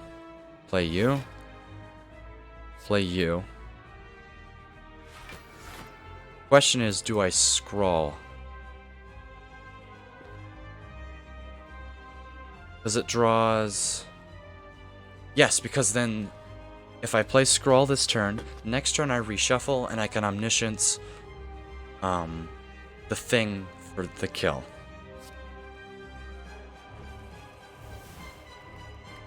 Yes, and we got a whole bunch of... And we drew Eruption. That is huge. Might be able to block... Oh yeah, we're going to be able to block the Execute, which is kind of interesting.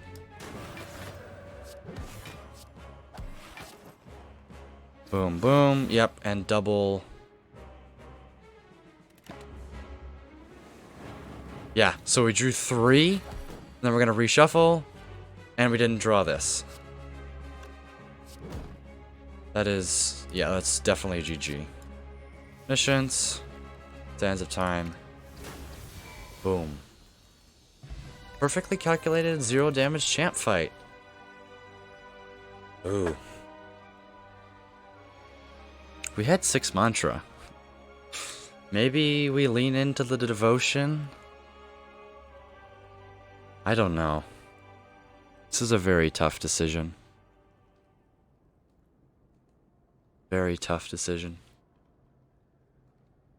Lesson learned allows us to upgrade all of the cards in our deck. And how many do we need to upgrade? 1, 2, 3, 4, 5, 6, 7, 8, 9, 10, 11, 12. So our deck is half upgraded. I think I counted it twice. But we do have Runic Pyramid. It makes it really easy to lesson learned. And I think that almost want to click Alpha. If I had like... If I had a mummified hand, that would be nice. Devotion... We scale up to a certain point. And we don't deal as much damage as I would like. But Devotion can throw off our stance switching, that's the thing. I think we're gonna pick Lesson Learned. Essence of... We didn't use any potions, we didn't take any damage. No, we did take a couple, I think. I don't remember.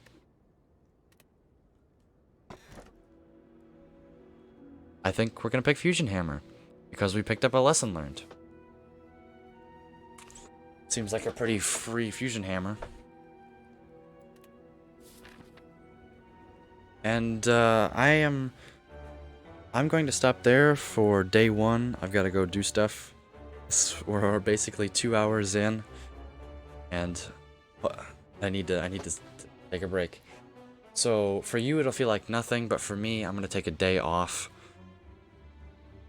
or stop for today and go and do something else. But this was fun. I just realized this has been shot the entire time. I lit my drink. But that's... I'm glad we're making it. We're making it work, and I hope that so far this has been helpful. Because I feel like I can play Watcher pretty well, and I probably made a lot of mistakes. But I only have, I only have 250 hours in the game. I only have 150 hours of actually playing, and I have even less on Watcher. I'm not like Jorbs, who has 6,000 hours in this game and understands every single interaction like it's the back of his thumb. I'm just a regular little guy who really enjoys this game and wants to dig deeper into what the Spire has to offer and all the little decisions and things you have to start thinking about. And I'm still very basic. And I hope one day that I could understand all of those little tiny things like he does and beat the heart 100 times in the month. Good lord. How do you do it? Anyways, before I go, who's our boss? The Awakened One. Okay. Well, I guess for you it'll feel like nothing, but for me it'll be a day. So, see you on the flip side.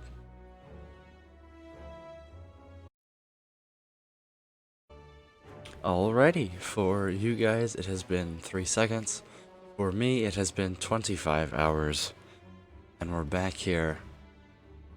Slay the Spire. Roll the credits. Alright, in all seriousness, I have no recollection of what was going on. Seems like we have a type of stance switching deck which kind of relies on both dexterity gain and block from talk to the hand and mental fortress, if I remember correctly. Picked up a lesson learned and a fusion hammer, so that's pretty good. One thing I'm noticing is a distinct lack of relics from Act 2. We have garbage in the... Can't actually click on... There. Garbage and garbage. So that's good. We have to recall this act, and we're fighting the Awakened One. Our powers, I believe, are net positive. This is net positive against Awakened One. This is, yeah, this is equal. I'm just trying to think, because Awakened One does a ×4 multi-attack. Well, technically that means, this is 2 strength, it increases it by 8. So we would have to stance switch twice a turn. Which we do with Runic Pyramid. We have 4 energy now, so that's good. I think our powers are good against Awakened One. And I think we're set up for elites pretty well too. Giant Head we kill by just playing a lot of cards and we can block, as he gives us 3 turns of setup. Riptomancer, we have Bowling Bash, we have like Sands of Time, we can do Flurry of Blow stuff to kill the little daggers. What's the other elite that I can't think of right now? Giant Head, Riptomancer, Nemesis. Nemesis could give us a bit of a trouble. Could give us a bit of trouble if he attacks us for 45 on turn 2. We do require a little bit of setup. But I'm looking at our gold total. We would like to spend it at least once. Although, none of these paths seems really good. We can get... Looks like 3 elites if we go up this way. And I think that's what we want. We want lots of elites. Definitely go to the campfire. We would like to probably rest once, and we have to recall. Oh, we do have to recall. This pass only offers 2 campfires to do that at.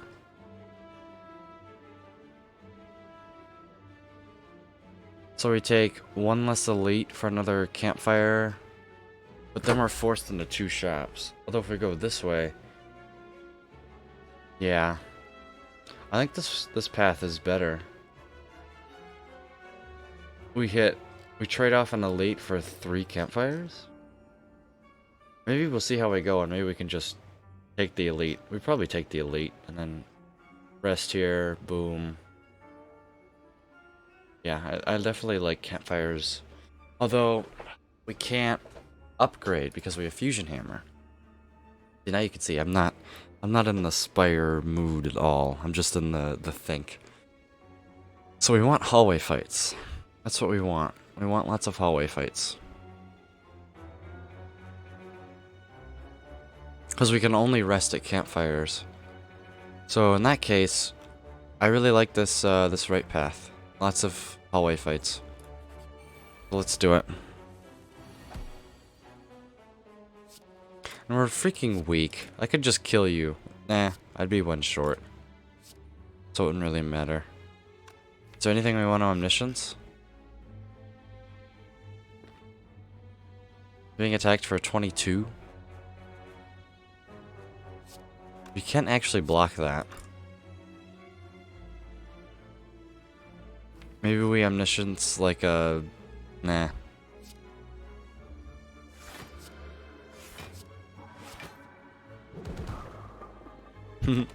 Take 1.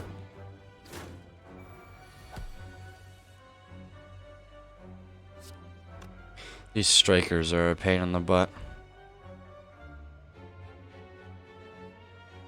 This is where we go, Omniscience, Mental Fortress.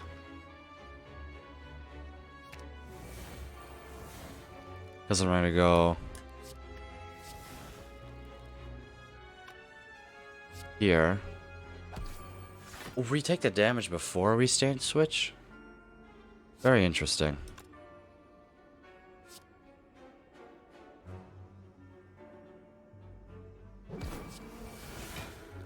I didn't know that's how that worked. Well, now I know.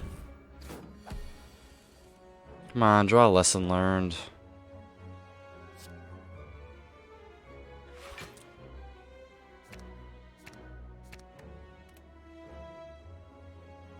None of them are attacking.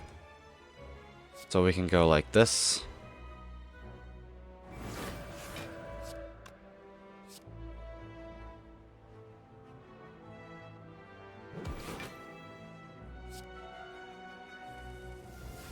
Actually just gonna kill this. Ooh. Kill the back one. And then just boop you. I can play this. Aha, we can kill this one. Because of halt. Nice. So we took like 9 damage there because of miscalculations. Halt plus a third eye or a crescendo? Do I need another halt plus? We have 1. We have a halt. I think this is plus 2 max HP. We're looking for a little bit more high value cards. Offer... no. No, red mask would be good, but not for that much gold. We're gonna go this way because of lesson learned. This fight could be very dangerous. And we drew no block cards on turn 1. So definitely drinking a regen potion. Is there any way I can kill one? If it wasn't weak, I could probably kill this one. I actually can kill this one. Fun fact, I learned this like 2 days ago. The Darklings and the Darklings cannot all do their big attack at once, and so the middle one cannot do the big attack. I don't think. It's something similar like that.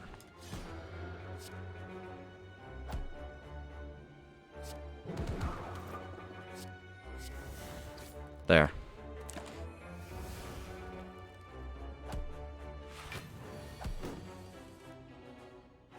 This is... I have to say, this is some incredible draws right now.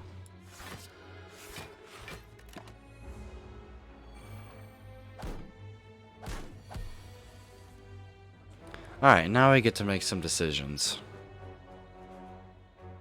That's stacking us for 13.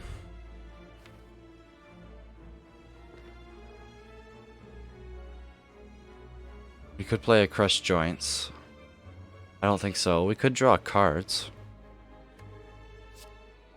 I think we're definitely trying to kill the back one here, because it has strength.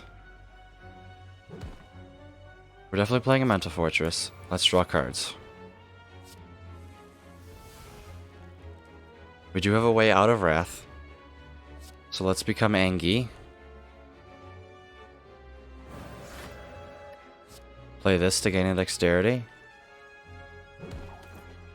Play this. We're not playing another 3 attacks, are we? No. Play this to gain a whole crap ton of block. And then boop you. Kill you. And kill you. Get another dexterity proc. Okay, it didn't matter though.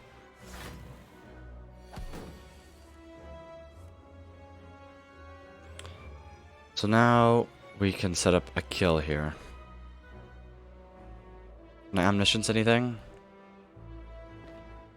Omnisciencing, this does what, 52? It's actually perfect, but then we're not left with any energy.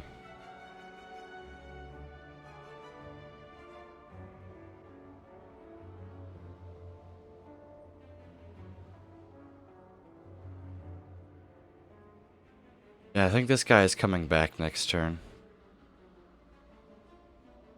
So, do we have lethal? 14, 24, and 26 is 50. Exactly. We don't have lethal.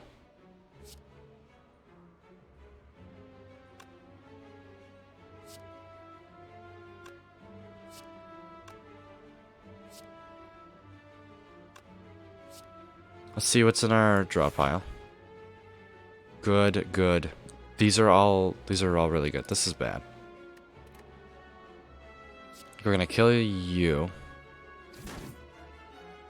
A whole bunch of damage. We're gonna bop you. Another mental fortress and play tranquility. Seems good. We've actually healed in this fight. Alright, now we kill.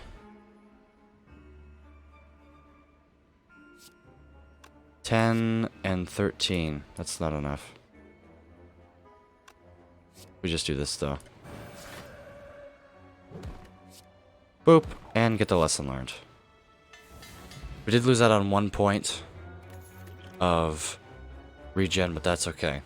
We picked up an Ambrosia potion. Ooh, that's really good. That is really good. Plus 2 max HP.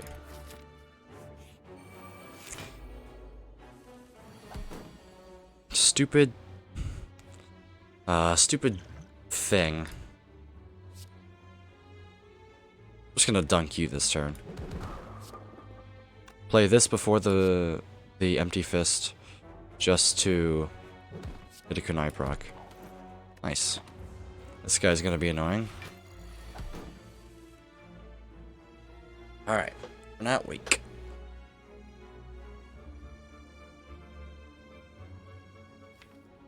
Mental Fortress, Third Eye seems good.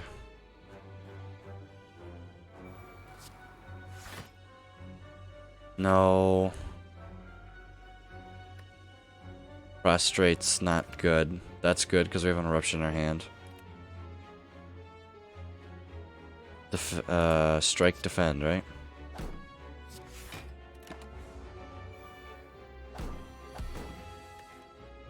Now you're attacking us for a lot. Alright. Anything we would like in our draw pile? There's a lot we would like in our draw pile.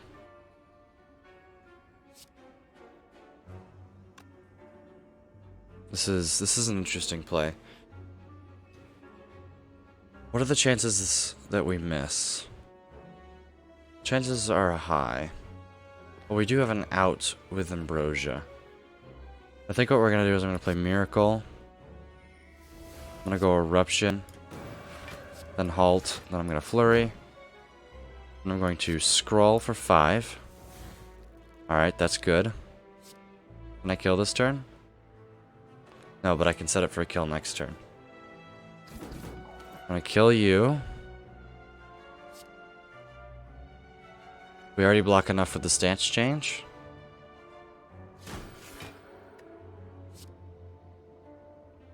And then lesson learned kills next turn. And you're attacking us, but that's okay. Lesson learned, vigilance gets us there. Ready to defend. Is there a way? Oh yeah, we can just play defend, defend. Save our vigilance. We could honestly sit here and let Mercury Hourglass just do this.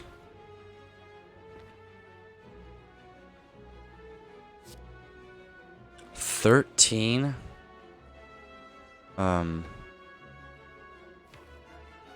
Thorns. Jeez.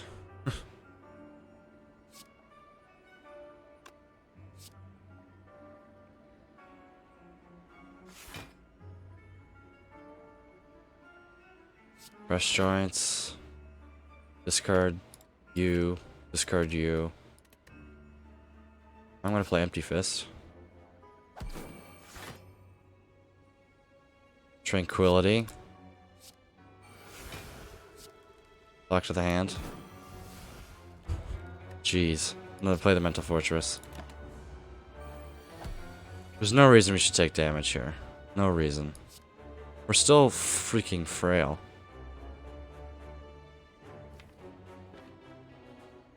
There's probably a kill there with Sands of Time. Now I think about it. The stupid Thorns happens before the... Okay, we have a whole bunch of black cards coming up next turn.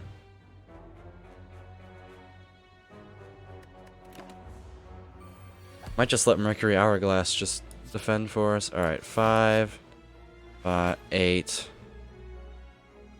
This is the closest we're gonna get. Let's talk to the hand trigger before Thorns. Yes, it does. Okay, so we only take 6. Third Eye Plus, Worship Plus, or Simmering Fury. Simmering Fury is an interesting card. I don't think we've seen it. But at the start of your next turn, enter Wrath. So it's basically we can enter Wrath whenever we want, and we draw extra cards. Third Eye would be nice, but I think we have enough, and Worship is... Worship Plus is no different than Worship right now. So, and I still wouldn't take a regular Worship, so I'm going to take a Simmering Fury. Another entry into Wrath, because we seem to need... We seem to need a way into Wrath without playing an attack card. Alright, I think we have a clean fight against Maw here. I'm just gonna play Bowling Bash and pass.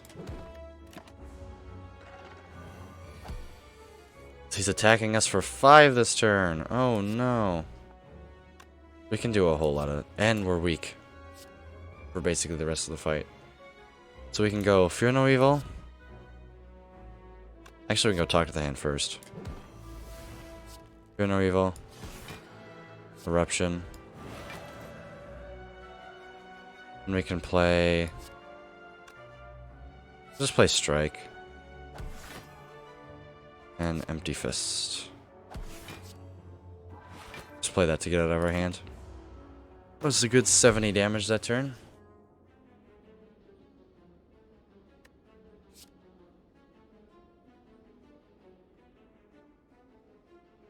Play this to get out of our hand. Play this to get out of our hand. And I'm gonna play, no reason to play Vigilance this turn. Because we've got, well, let's play Vigilance this turn. I'd rather be in Calm. Get another Dexterity proc. He's gonna start ramping up. So we play, is there anything we want Omniscience?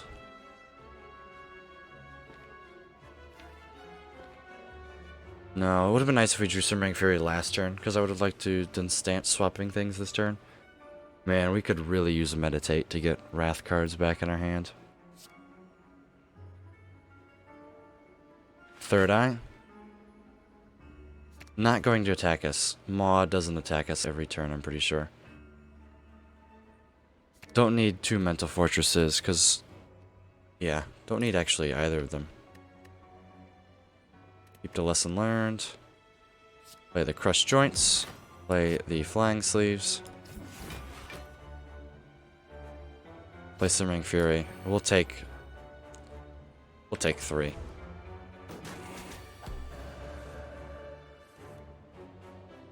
Cool. Maw is not attacking us. We want to play anything twice. Crushed Joints would be a great play to play twice, honestly. Even though it only applies to vulnerable. But it is good for us to set up. Go. Sands of Time and Empty Fist. And we can play Tranquility and Eruption. Yeah. You're dead here. I think. I don't really want to calculate it, but you gotta be dead, right? Yeah. Both mental fortresses are upgraded. There's the empty mind. Exiting our stance and drawing cards. Definitely what we need with double mental fortress. Now that they're both upgraded, I think we take. Snecko oil, power potion is going to be really good, and divinity potion gets us out of a tricky spot. Alright, Reptomancer. I have to remember, we're probably resting. Probably resting. We did draw a Scrawl on turn 1 though. And I think Miracle Scrawl is our best play. Give us as many options. Nice. I'm just gonna dunk you. Killing as many daggers as you want is definitely something you want to do in this fight. Talk to the Hand goes here.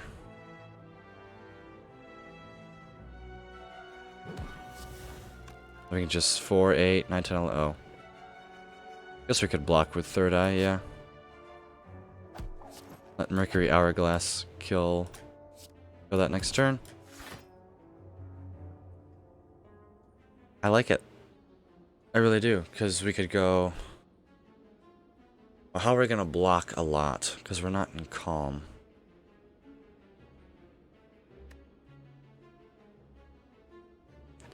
Don't need that. Don't think we're going to need Crush Joints. This does add a wound in our deck, but that's going to be okay.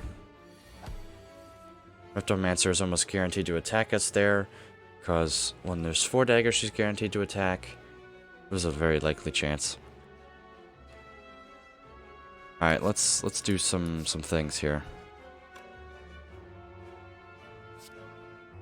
Have to play this. See, I would love... This is where an Eruption upgrade would be good. I'd love to play Mental Fortress here, but I have to play Mental Fortress after.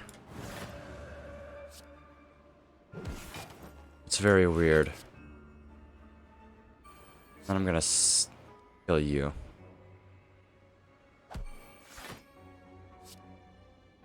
$44, yeah, we're blocking enough. There.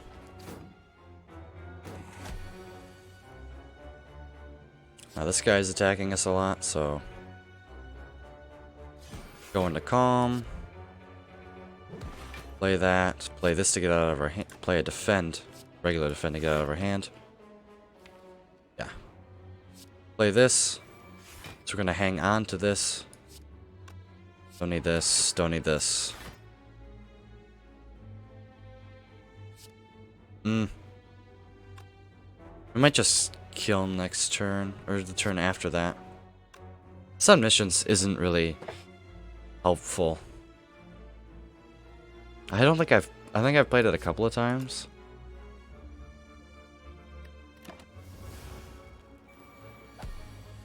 Alright, she is attacking us. That is good to know. Alright.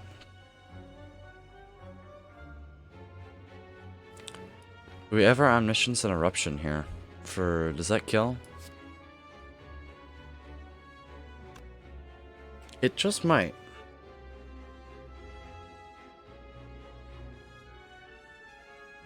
No, we kill next turn. I don't think it's with a Sands of Time. I think it's with a Bowling Bash. So this happens. You do 12. 16. We're off by 1.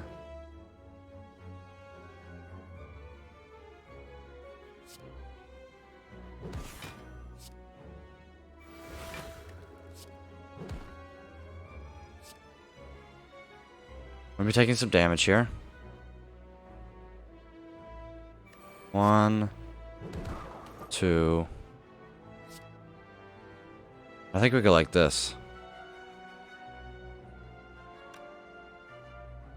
This playing Defend gives us more block. There, 14, that's not bad. We kill this turn though.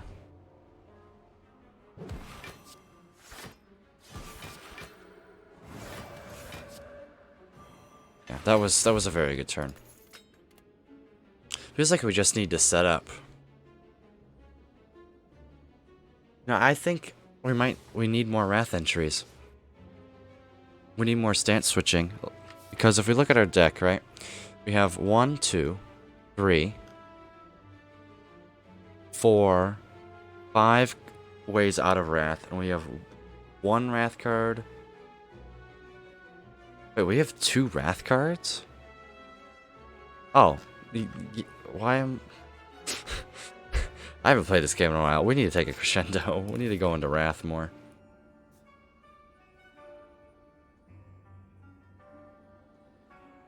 I think we go here and we recall. We can rest before Mr. Burb. Ooh. What is this? The end of your turn, lose all H. We don't discard that. That would be very bad.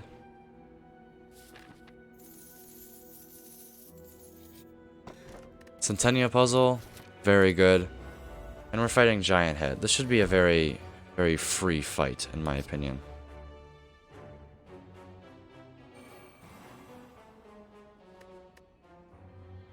In my opinion.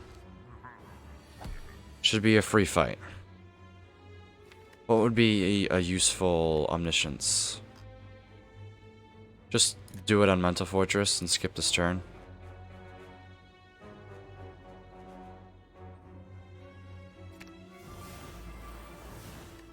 There, now we have 18.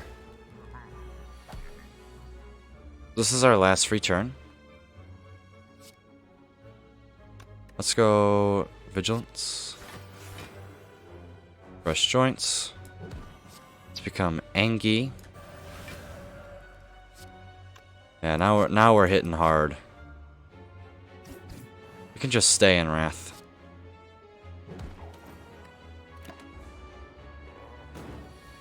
Now we're being attacked for 80. Nice.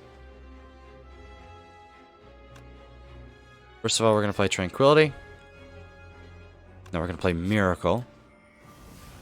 Then Tranquility. And we're gonna play Eruption. Talk to the hand. This. We're gonna block.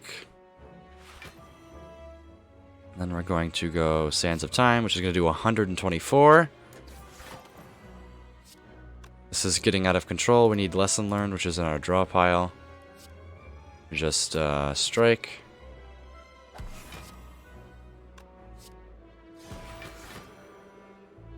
And just for good measure, we'll do this. So you're dead next turn, and why not play that? Yay! Told you Giant Head was a free fight. And we upgraded the Eruption. Oh my gosh, and we have Cloak Clasp. At the end of your turn, gain 1 block for each card in your hand. I really would like to pick up the Entropic Brew, but I don't think we do. Cut Through Fate Plus. Deal 1 damage, or deal 9 damage, scry 3, and draw 1 card. Is that something we're looking for right now? I think it is, just to cycle a little bit more. Sure. Why not? My decisions haven't...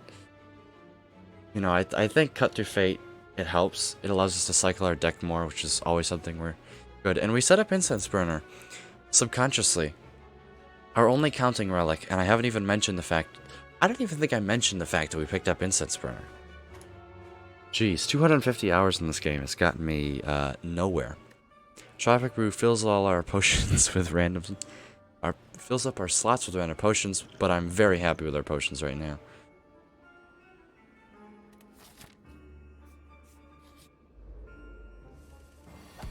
That was a demonstrate. I just noticed that we're intangible on a turn where it literally doesn't matter.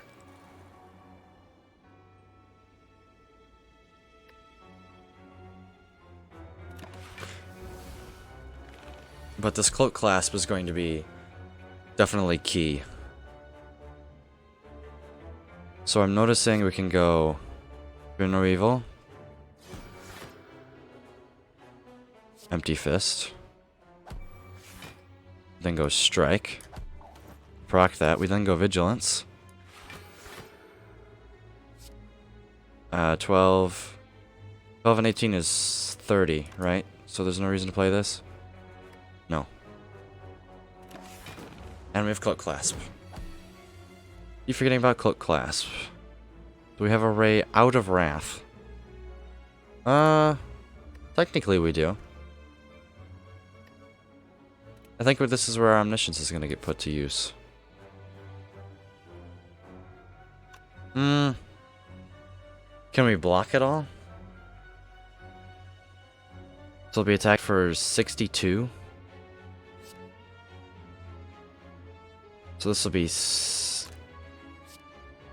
We'll be down to 3 energy.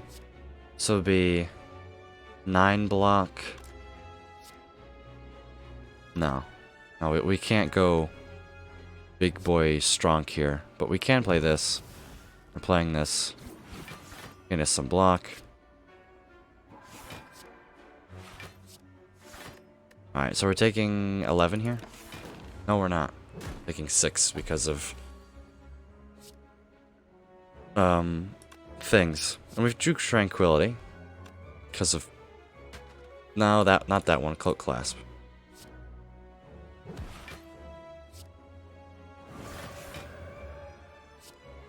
Probably autopilot to fight most of the way here.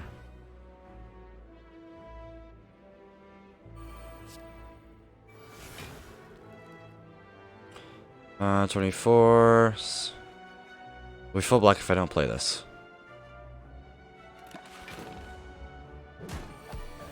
Noticing the Cloak Class interactions there.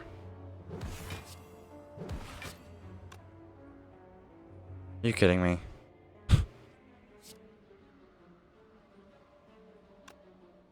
I don't... Wait. By Omniscience... Strike. I get there.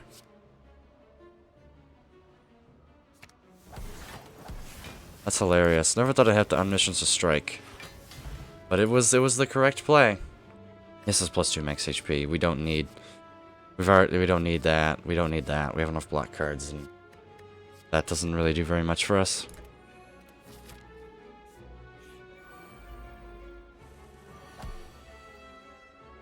This fight hurts me, though.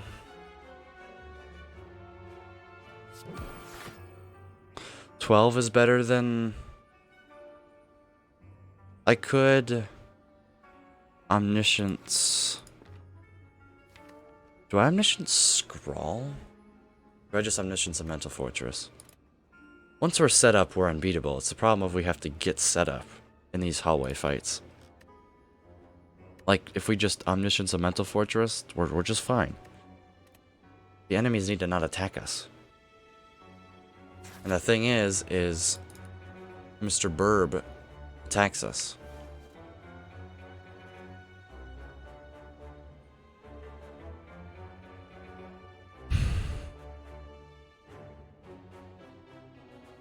I should have played Cut Through Fate, but then we wouldn't have been able to switch his intent.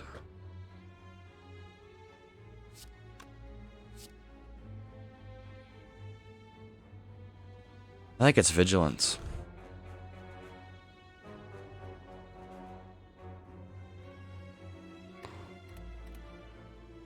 Or it could be a Defend Plus. Well, we played Omniscience, right? Because we... I think it's just Defend... Or no, we could play... Let's do Third Eye.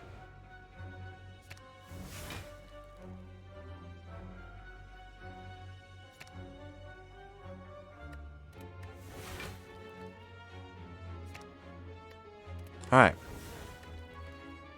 Seems fine. Now we're intangible. So now we can be Engi. Why did I discard the Tranquility?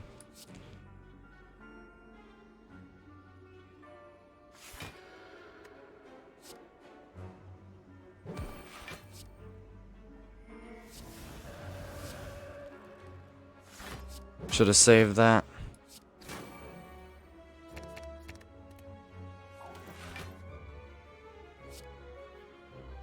We're being cursed. I don't think so.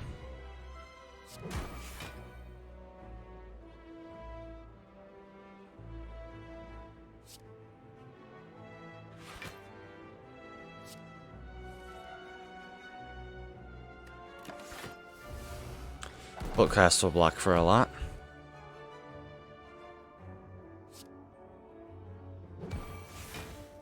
Oh, 13 times 3. Not worried. Take Kunai procs. Play Eruption. Get the stance change going on. Ah, tried to curse again. Nope. Ouch. Actually, we full block. We're fine. Look at that. We're doing it.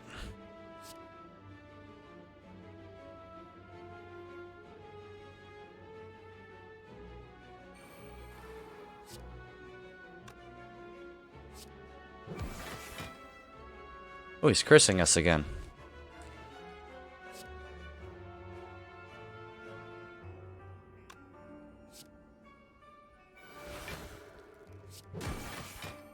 Thank you.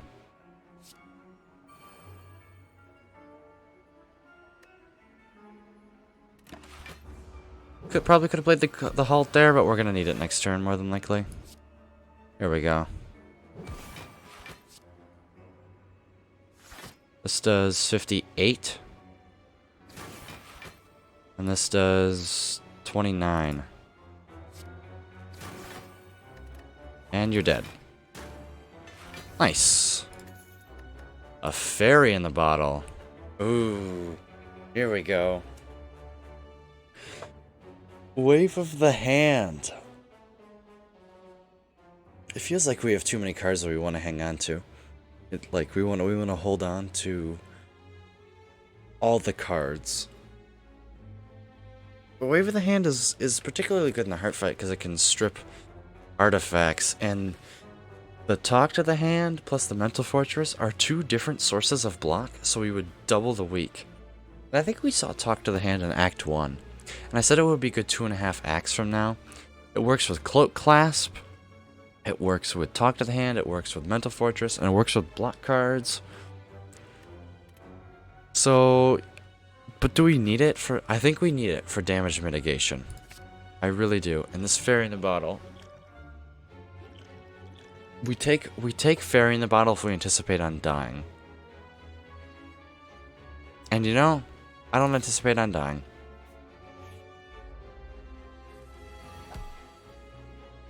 See, like, but even right here, really, really good.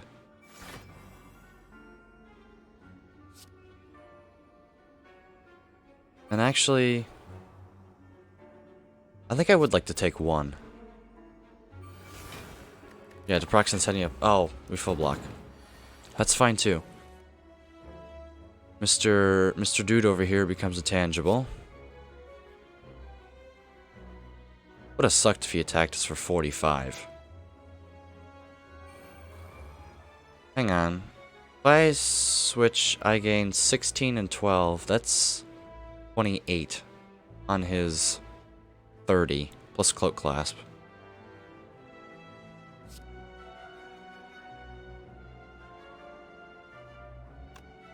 But will they have a way out of Wrath? That's the question. Just play Halt this turn and take some damage. No, let's not do that. Oh, we just full block. Let's hang on to this. Thank you. Oh, but you're not attacking. That's really not that good.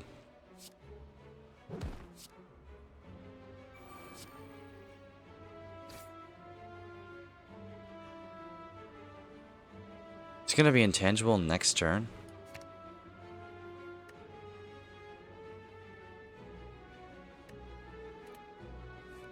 So let's just dunk on him.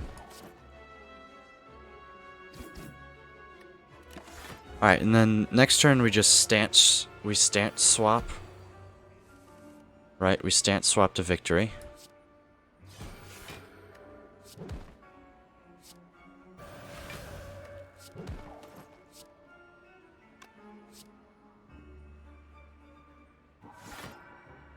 Do I have a Wrath card in my draw pile? No, I don't.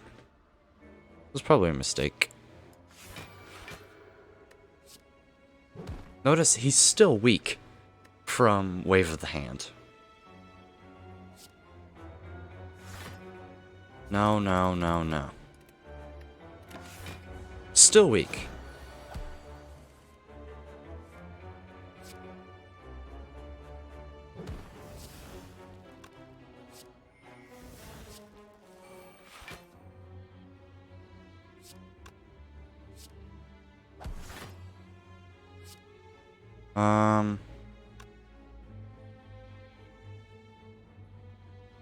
Could use a potion here.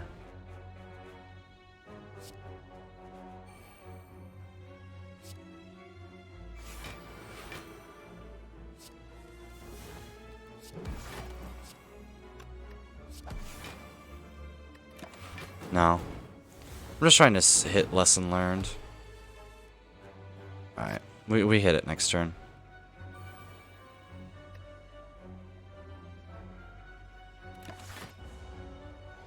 An instance burner is on 4. That's probably good.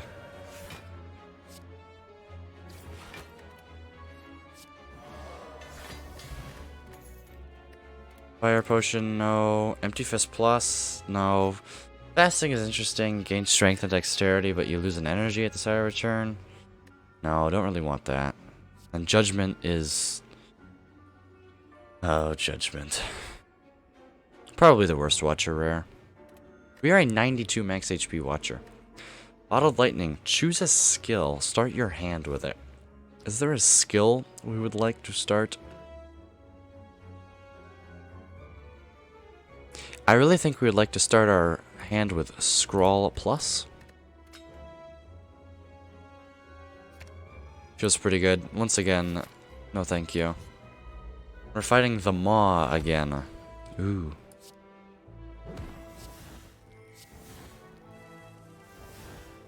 And we'll play this. Then we can do lots of things. Just gonna play this. Gonna play this. Clear a pan space. And what do we have next turn? No, no, no. Yes, yes. Gonna be debuffed. You're intangible. We would like Instance Burner to be on 5 when we end this fight. And I think we could do that. So we can just dunk on the Maw right here.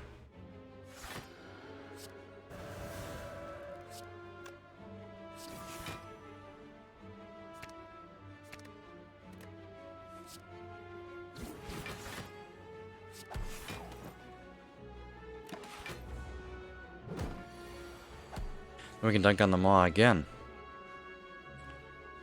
We can go Eruption or Flurry of Blows first. Do we want Omniscience anything? No, our Calm entry there's next turn.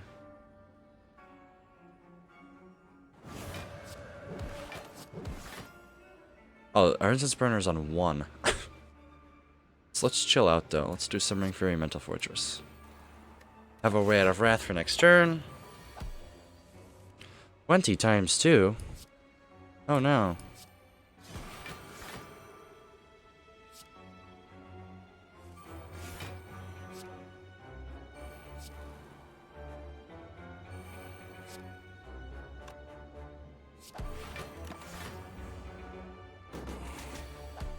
Alright, kill in 2 turns.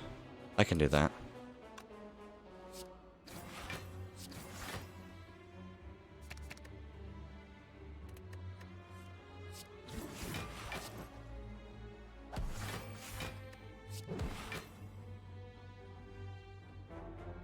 Clear hand space. 11 times 3. We can block that, right?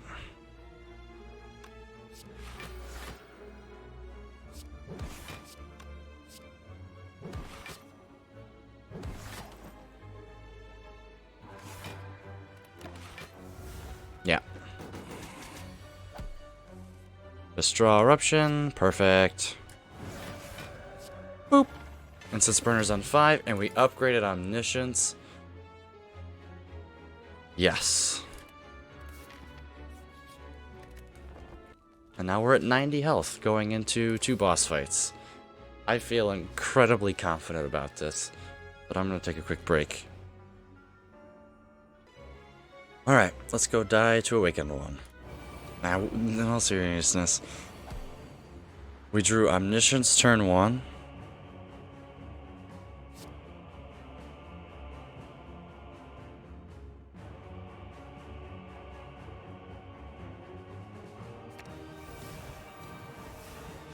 Alright. So he's gonna be very angry next turn. I keep forgetting. So Awakened One can't. He's got 2 attacks. He has a regular single attack and he has a multi attack times 4. And that's what makes him dangerous.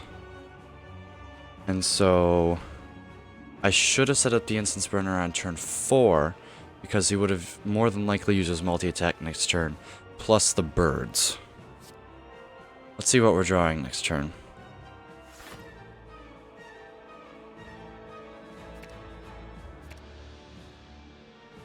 Probably keep... Don't need the Empty Mind, because we have the Scrawl. Yeah, yep. And then no reason to scrawl this turn.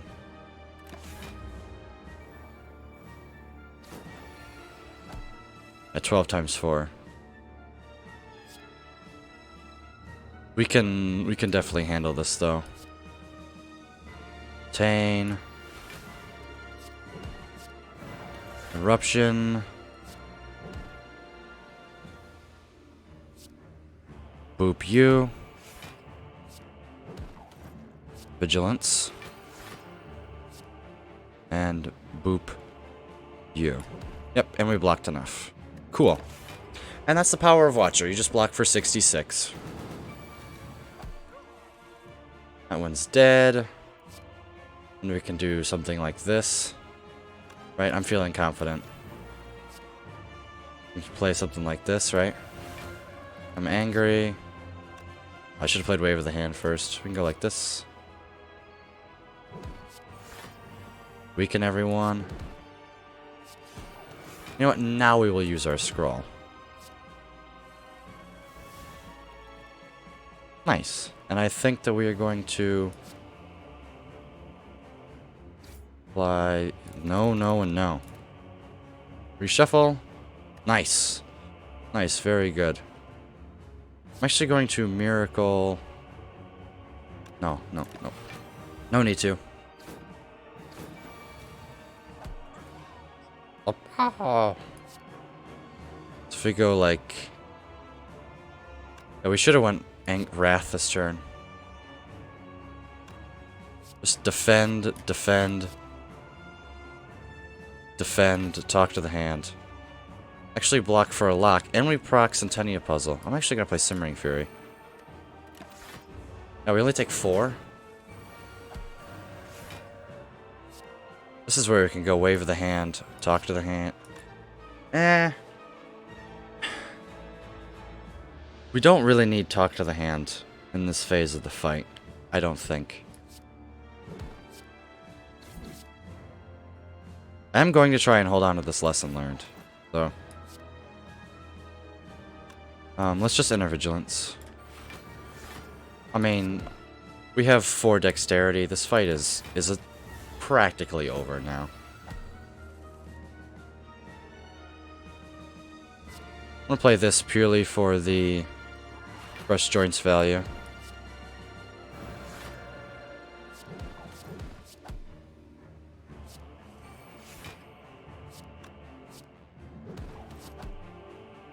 I mean, yeah, we just blocked for... We blocked for 49 without playing a block card. That is Watcher.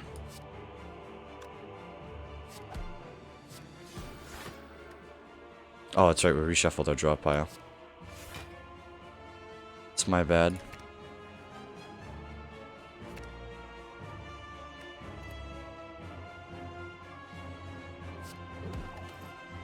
Seven Dexterity, yeah. Can we kill this turn? Just play a defend. The prostrate. That seems pretty good. Yeah. And we want to have a whole bunch of... I'd like a way into Wrath into our hand. Or... Yes. Play Simmering Fury next turn. I guess I can play Empty Fist. Our defends are blocking for 13.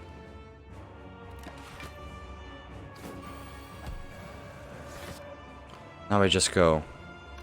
No. Boop. And... Boop. And then I would like to be in Wrath next turn. Alright, attacks us for 96. Nice. Let's go this, and we go this. We're going to play the Miracle, and this. We're going to play Vigilance for 20. We already just blocked for 50. I'm going to go more stance switching to stack the weak, though. Where's Calipers when you need it?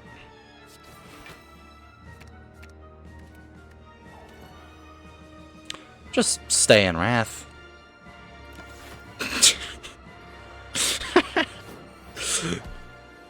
just honestly, just stay in Wrath, maybe? Let's try and hit Crush Joints. Oh, he missed.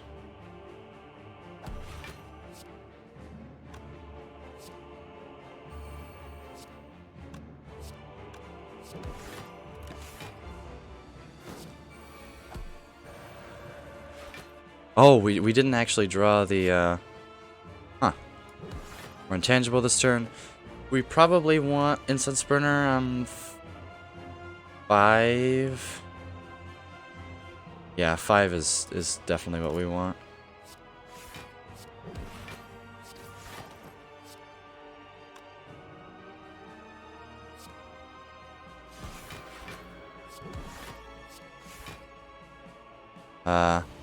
Yeah. I'm happy to draw the Void next turn because Empty Fist just gets rid of it. Notice how we're blocking for 80 every turn. Oh, we drew 2 Voids. How convenient.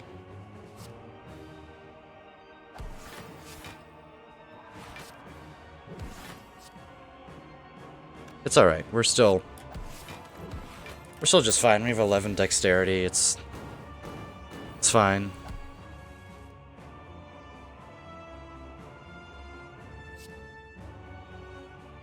How about some more weak stacks, Awaken One? Does that sound good?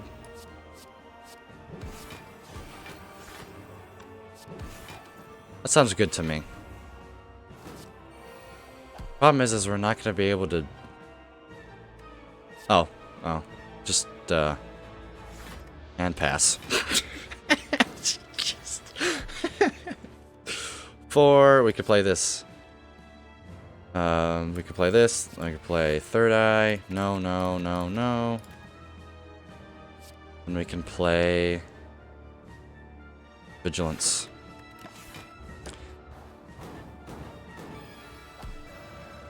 Now we are Angie Watcher.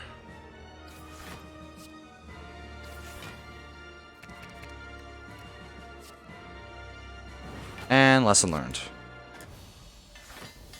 Upgrade of Simmering Fury.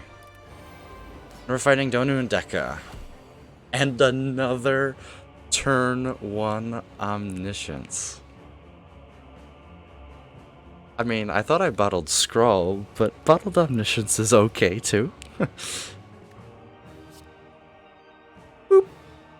Boop. And I think we just... No, we draw cards this turn.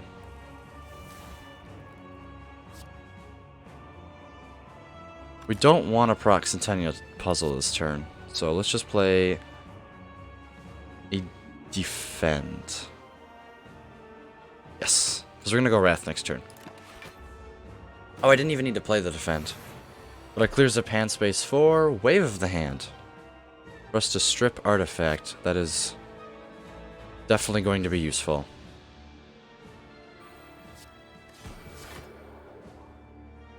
This is the fight where Wave of the Hand comes in very clutch. So now we can go like this.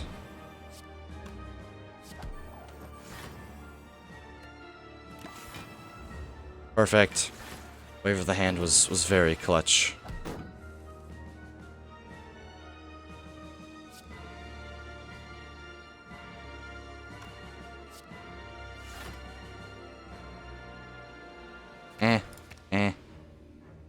What do we need to upgrade in our deck? Flurry of Blows, Prostrate, Crescendo. Any of those upgrades really Strike, Defend. We'll redraw it later.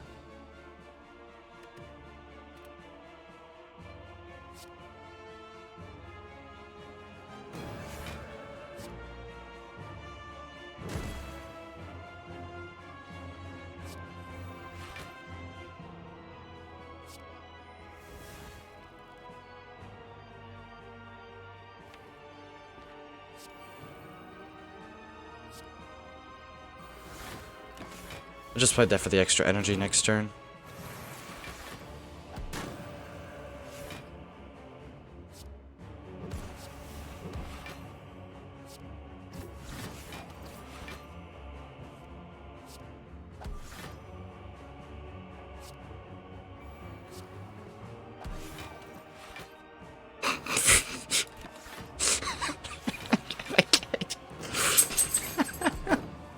Watch her, please.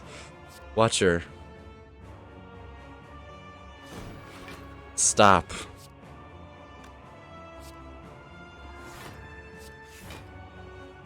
This is dumb. This is so dumb.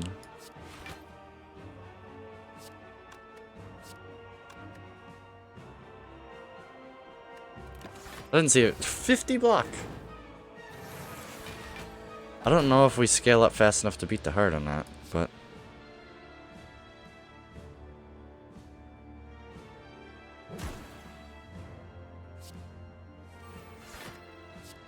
Trying to lesson learn this guy.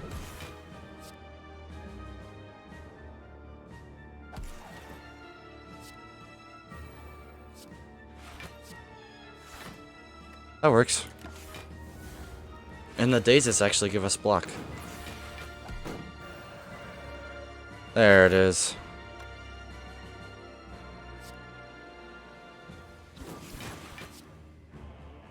We want lesson or incense burner on 4. Oh, let's play this first.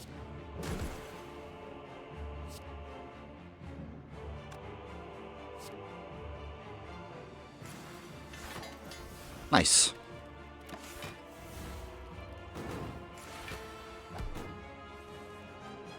And now we can work on Deca.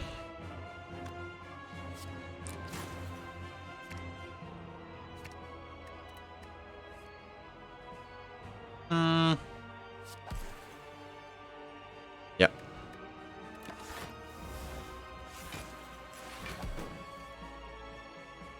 Alright, Wave of the Hand, go!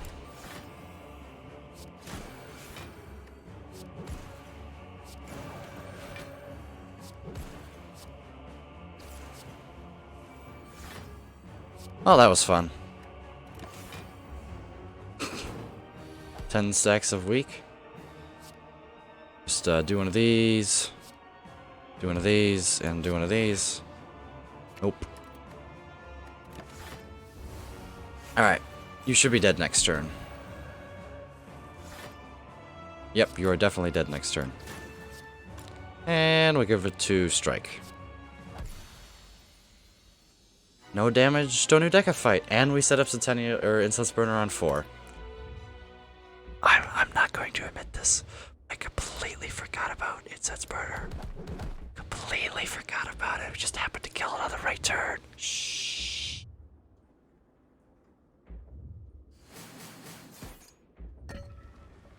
So this deck is strong. Not sure how it fares against the heart. Guess we rest for 2 HP.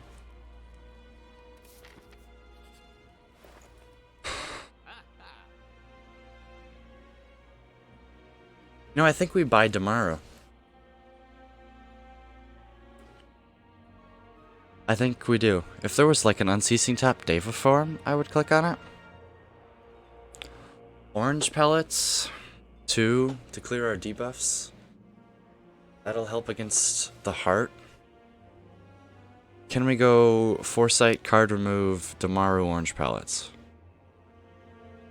That's what I want to know, and I'm going to pull out my calculator to do that.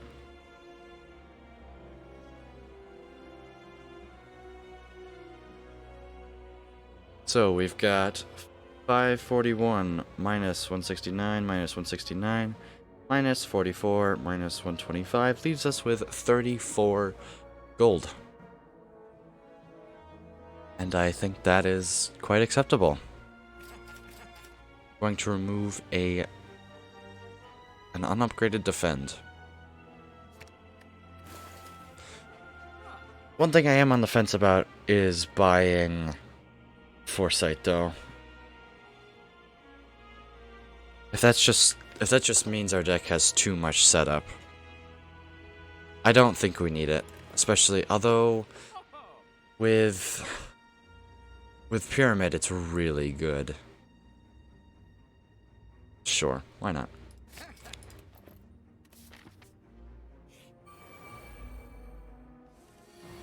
Especially since we want to play Scrawl this turn because this guy clogs our hand, or the burns, or he attacks us for 12 and he puts burns on our deck. Or burns on top of our deck, which means that we should probably play Scrawl at the end of the turn. First thing I'm going to do though is play a Third Eye. Take a look. Wave of the Hand is good. Strike's not so good. Defense not so good. These will all be helpful. And I think I'm going to play Scrawl. We are going to be intangible next turn. It is important to remember that. So when we're going to be attacked for like 61, I think. Did draw Wave of the Hand this turn. I don't think we use it. I think double Mental Fortress is the play, as it usually is. And let's go into Calm.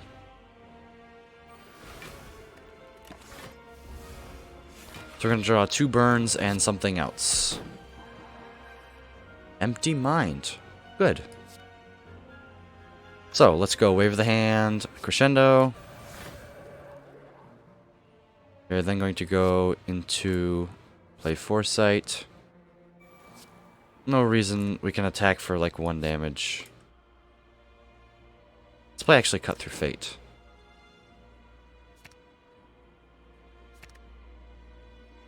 I like the Bowling Bash here, really. Clear our debuffs, which we didn't have any. And I'm actually going to attack. Strip the artifacts, so now we can play... no, we're not going to play Talk to the Hand. There, now they're officially weakened.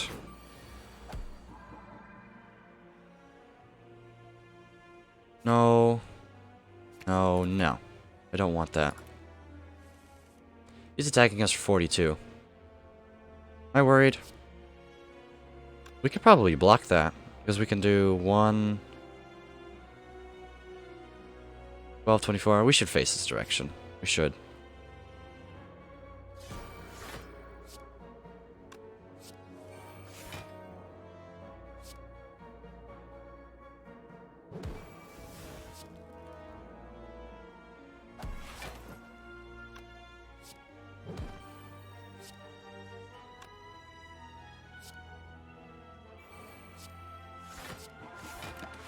Perfect.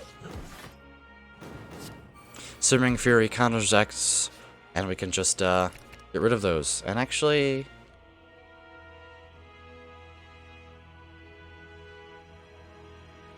yeah, I don't want Eruption, but it's going to be reshuffled back into our draw pile. We drew both of the burns anyways. 1836.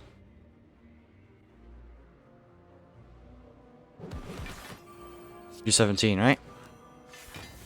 Upgrade the foresight. Just do a little bit of wave of the hand weakening here. Nice. That doesn't seem good. That's not really good. Cool. It's really weird playing cards backwards.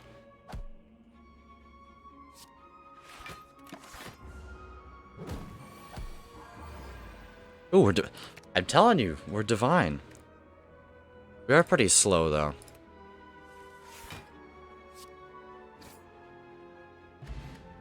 We got Horn Cleat for turn 2, and we set up Incense Burner on a good turn. That's really good. 3 and 4. I once again didn't even consider it. Didn't even consider.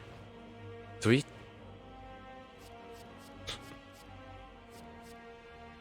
Do we? No, this is really good with Kunai. Attack potion, nope. Alright, well. Oh, I'm sorry. I am just as surprised as you are that I've made it this far. I've only made it to Act 4 on A20 Watcher once. And this is our second time. And last time I was here, I won. So we have 94 health to work with. A power potion to play. Incense Burner. Centennial Puzzle. We've got orange pellets. I'm nervous. But at the same time, I have faith that our deck can do it. So, here we go.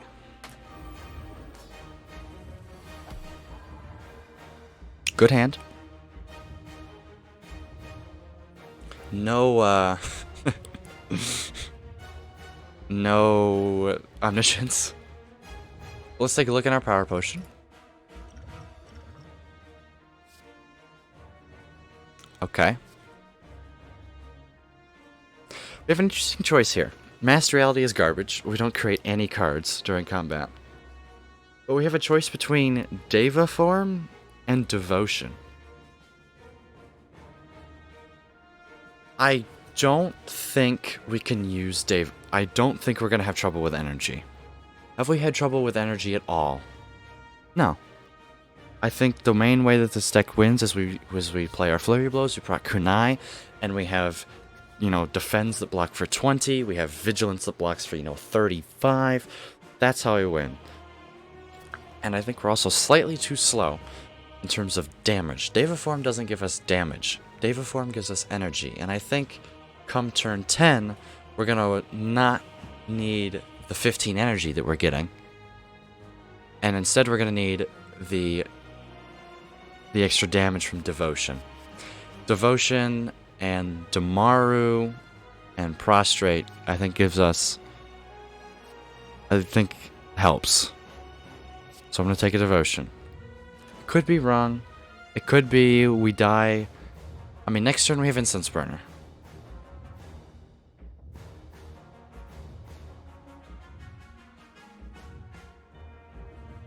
I want to proc Centennial Puzzle. See what's in it. Perfect Heart Fight. I don't really care. Good. This is good. We need to clear our debuffs next turn. So we don't play Foresight this turn. We play Foresight next turn.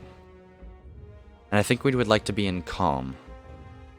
So I think we play you, Prostrate, and I think we're going to play Defend here. And we're going to pass. We do have a potion. And it's the big attack first. But we have Horn Cleat, so that's good. You just have to play a power.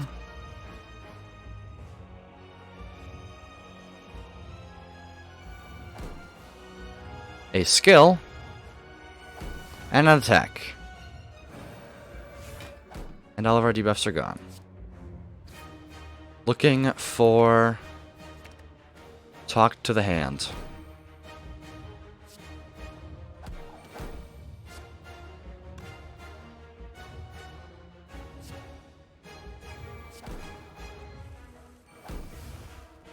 We can...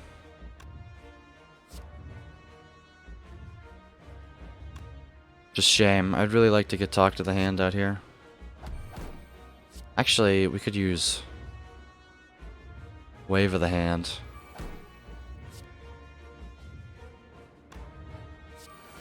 I do need to get weak stacks. Need it to be weak for next turn.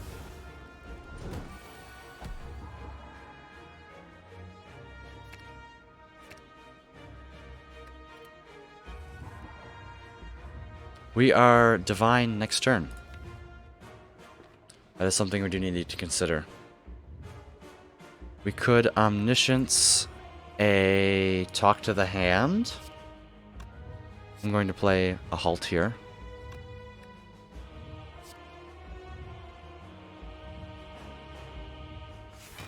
And I'm going to omniscience talk to the hand.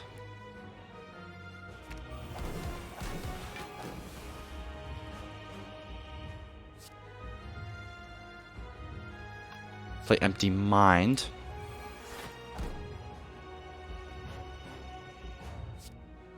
Mental fortress, get that into play.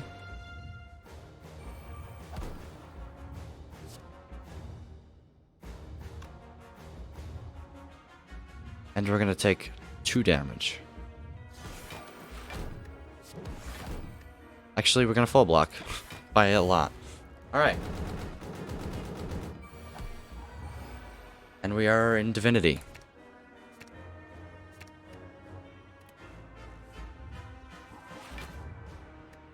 See, this is what I mean. Deva form wouldn't have been useful here.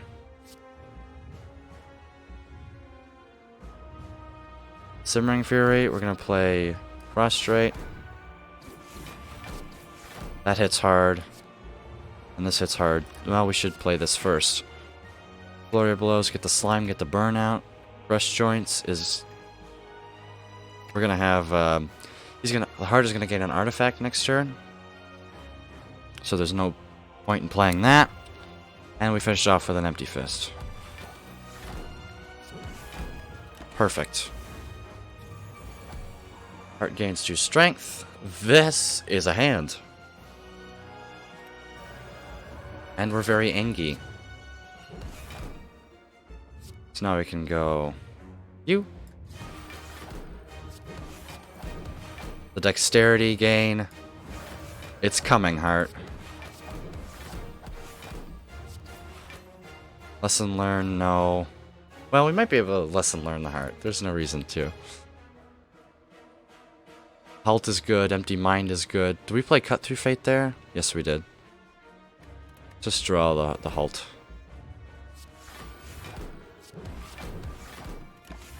Alright, 113 on 45. There's this. I would like to play a Wave of the Hand. We're divine this turn.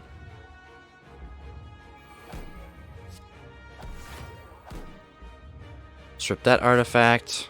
I'm gonna play this. Stance swap again. There's a Flurry of Blows. About we have 7 dexterity. That's a turn. Don't need that. I think we got this one. Heart's permanently weakened. I'm happy with this. Brush Joints. Let's go Vigilance, Crescendo. Play this, play this. No energy. We're being attacked. We are intangible this turn. And we are not divine. Well, we are in Wrath, though.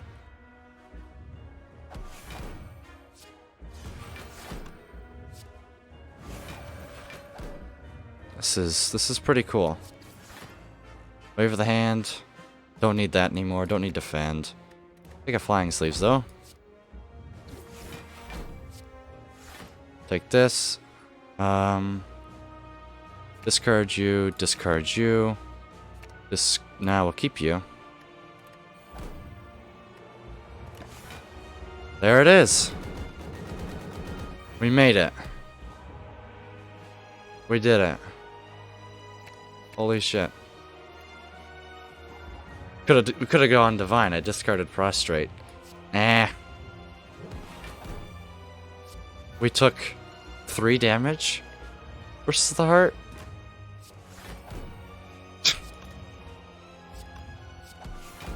We did it. No, we'll still end it off in divinity. Because we are almighty powerful. So anything that does 27 damage. Oh, we were vulnerable. I was gonna let Mercury Hourglass get the kill. 3 hours, 25 minutes, 58 seconds. We took 3 damage versus the heart fight. And I think devotion was what we needed there. Saving that power potion from... I don't even know anymore. I don't know when we took the power potion. But that was good. That's the second time I've beaten the Essential 20 heart. Both times on Watcher. And this one was definitely a lot more smooth than the first one. Stupid Gremlin Visage. Get out of here. Score of 3,055. That was good. That was very good. I want to take a look at the run. When did we start being in broken territory? We took 8 damage versus Champ, 9 damage versus Hexaghost, 4 damage versus Awakened One, 0 damage versus Donut. I mean, we weren't taking damage at all. Like, I mean, this 18 turns versus Awakened One, and we took 4 damage. 11 damage versus Donut Deca.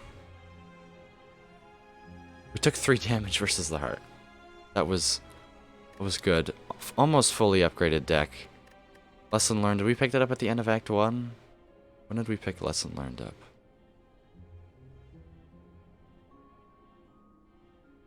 When was it? It was... You know... When... Molten Egg... It's gotta be... I don't remember when we picked it up. Oh, it was at the end of Act 2? Really? We picked it up that late. Their deck is still mostly upgraded, along with the Fusion Hammer. We definitely... I feel like we upgraded in every fight. I don't think we actually failed a lesson learned. I mean, we could have lesson learned against the heart. Like, that was good. It was a good run. 3 damage heart fight. That was good. Well, I hope you guys learned something. This was incredibly fun to record. Incredibly fun. If you'd like to see more, maybe on the other characters when I get them up to Ascension 20 eventually. But I definitely feel comfortable on Watcher. Definitely understand her mechanics the best. And I hope you learned something. Anyways, thanks for watching, and we'll catch you later. Bye-bye.